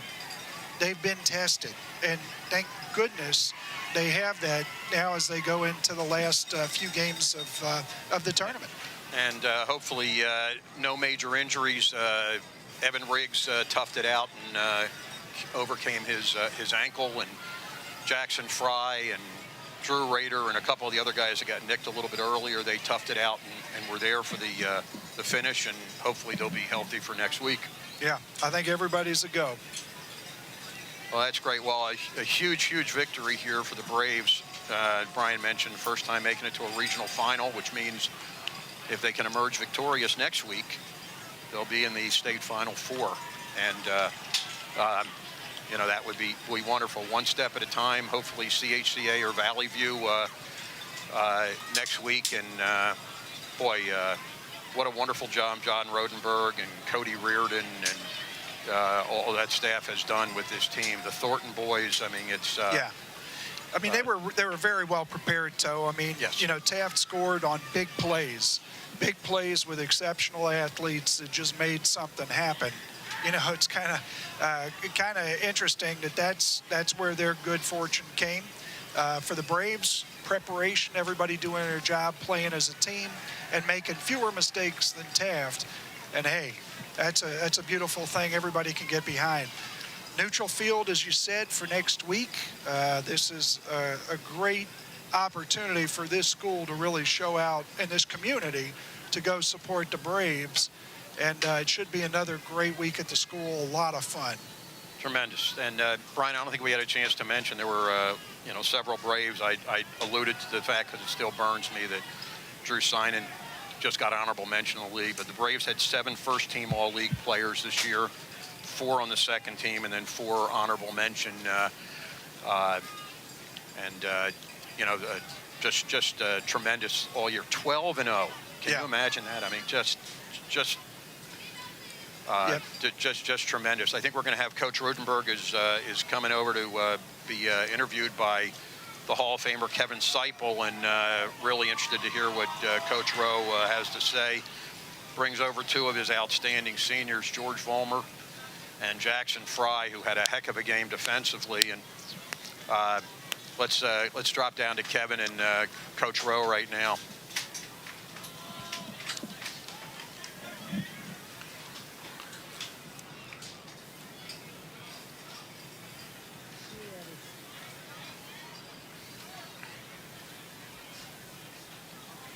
We're having a few technical difficulties, but you can see Coach Seipel there.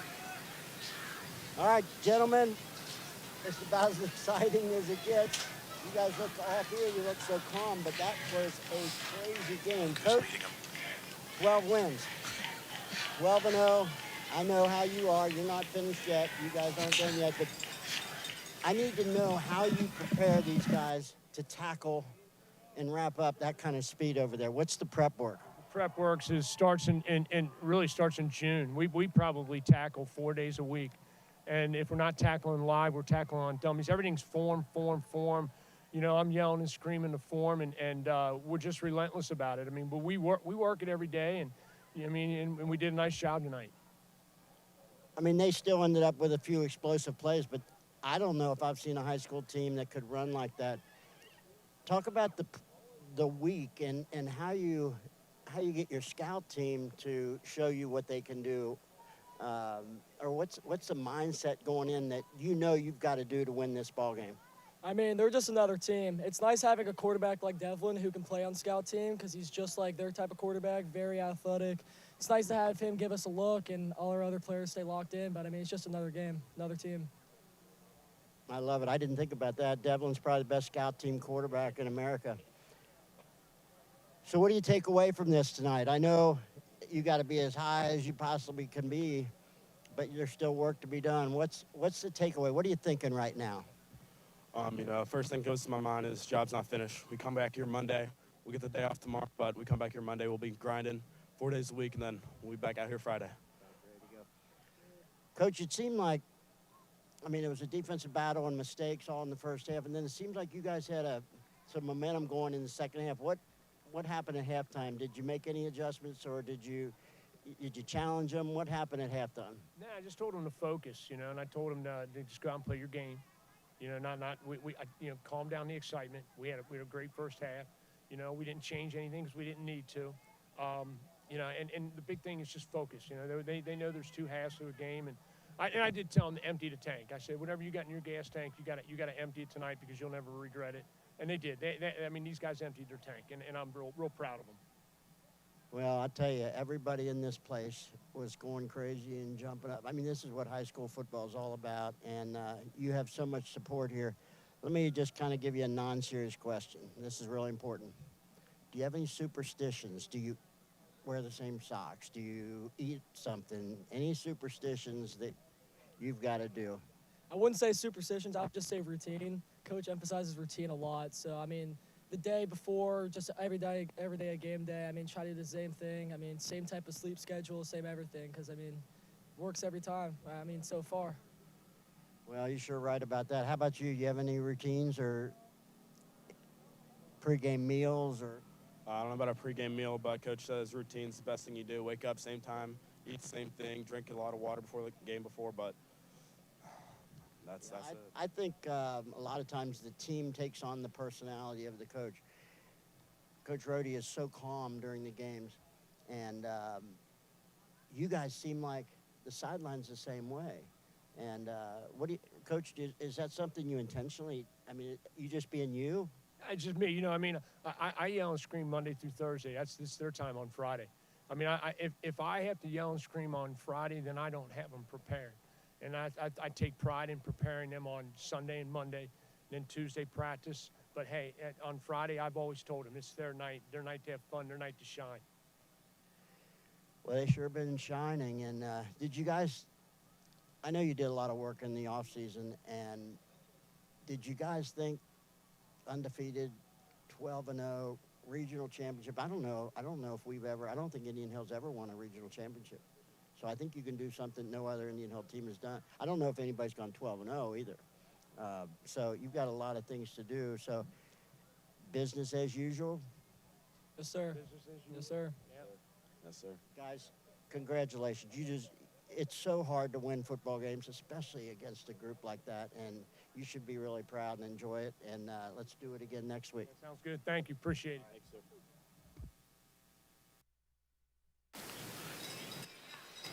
Well, Toe, it's not supposed to be easy, you know, this time of year. These are all good teams.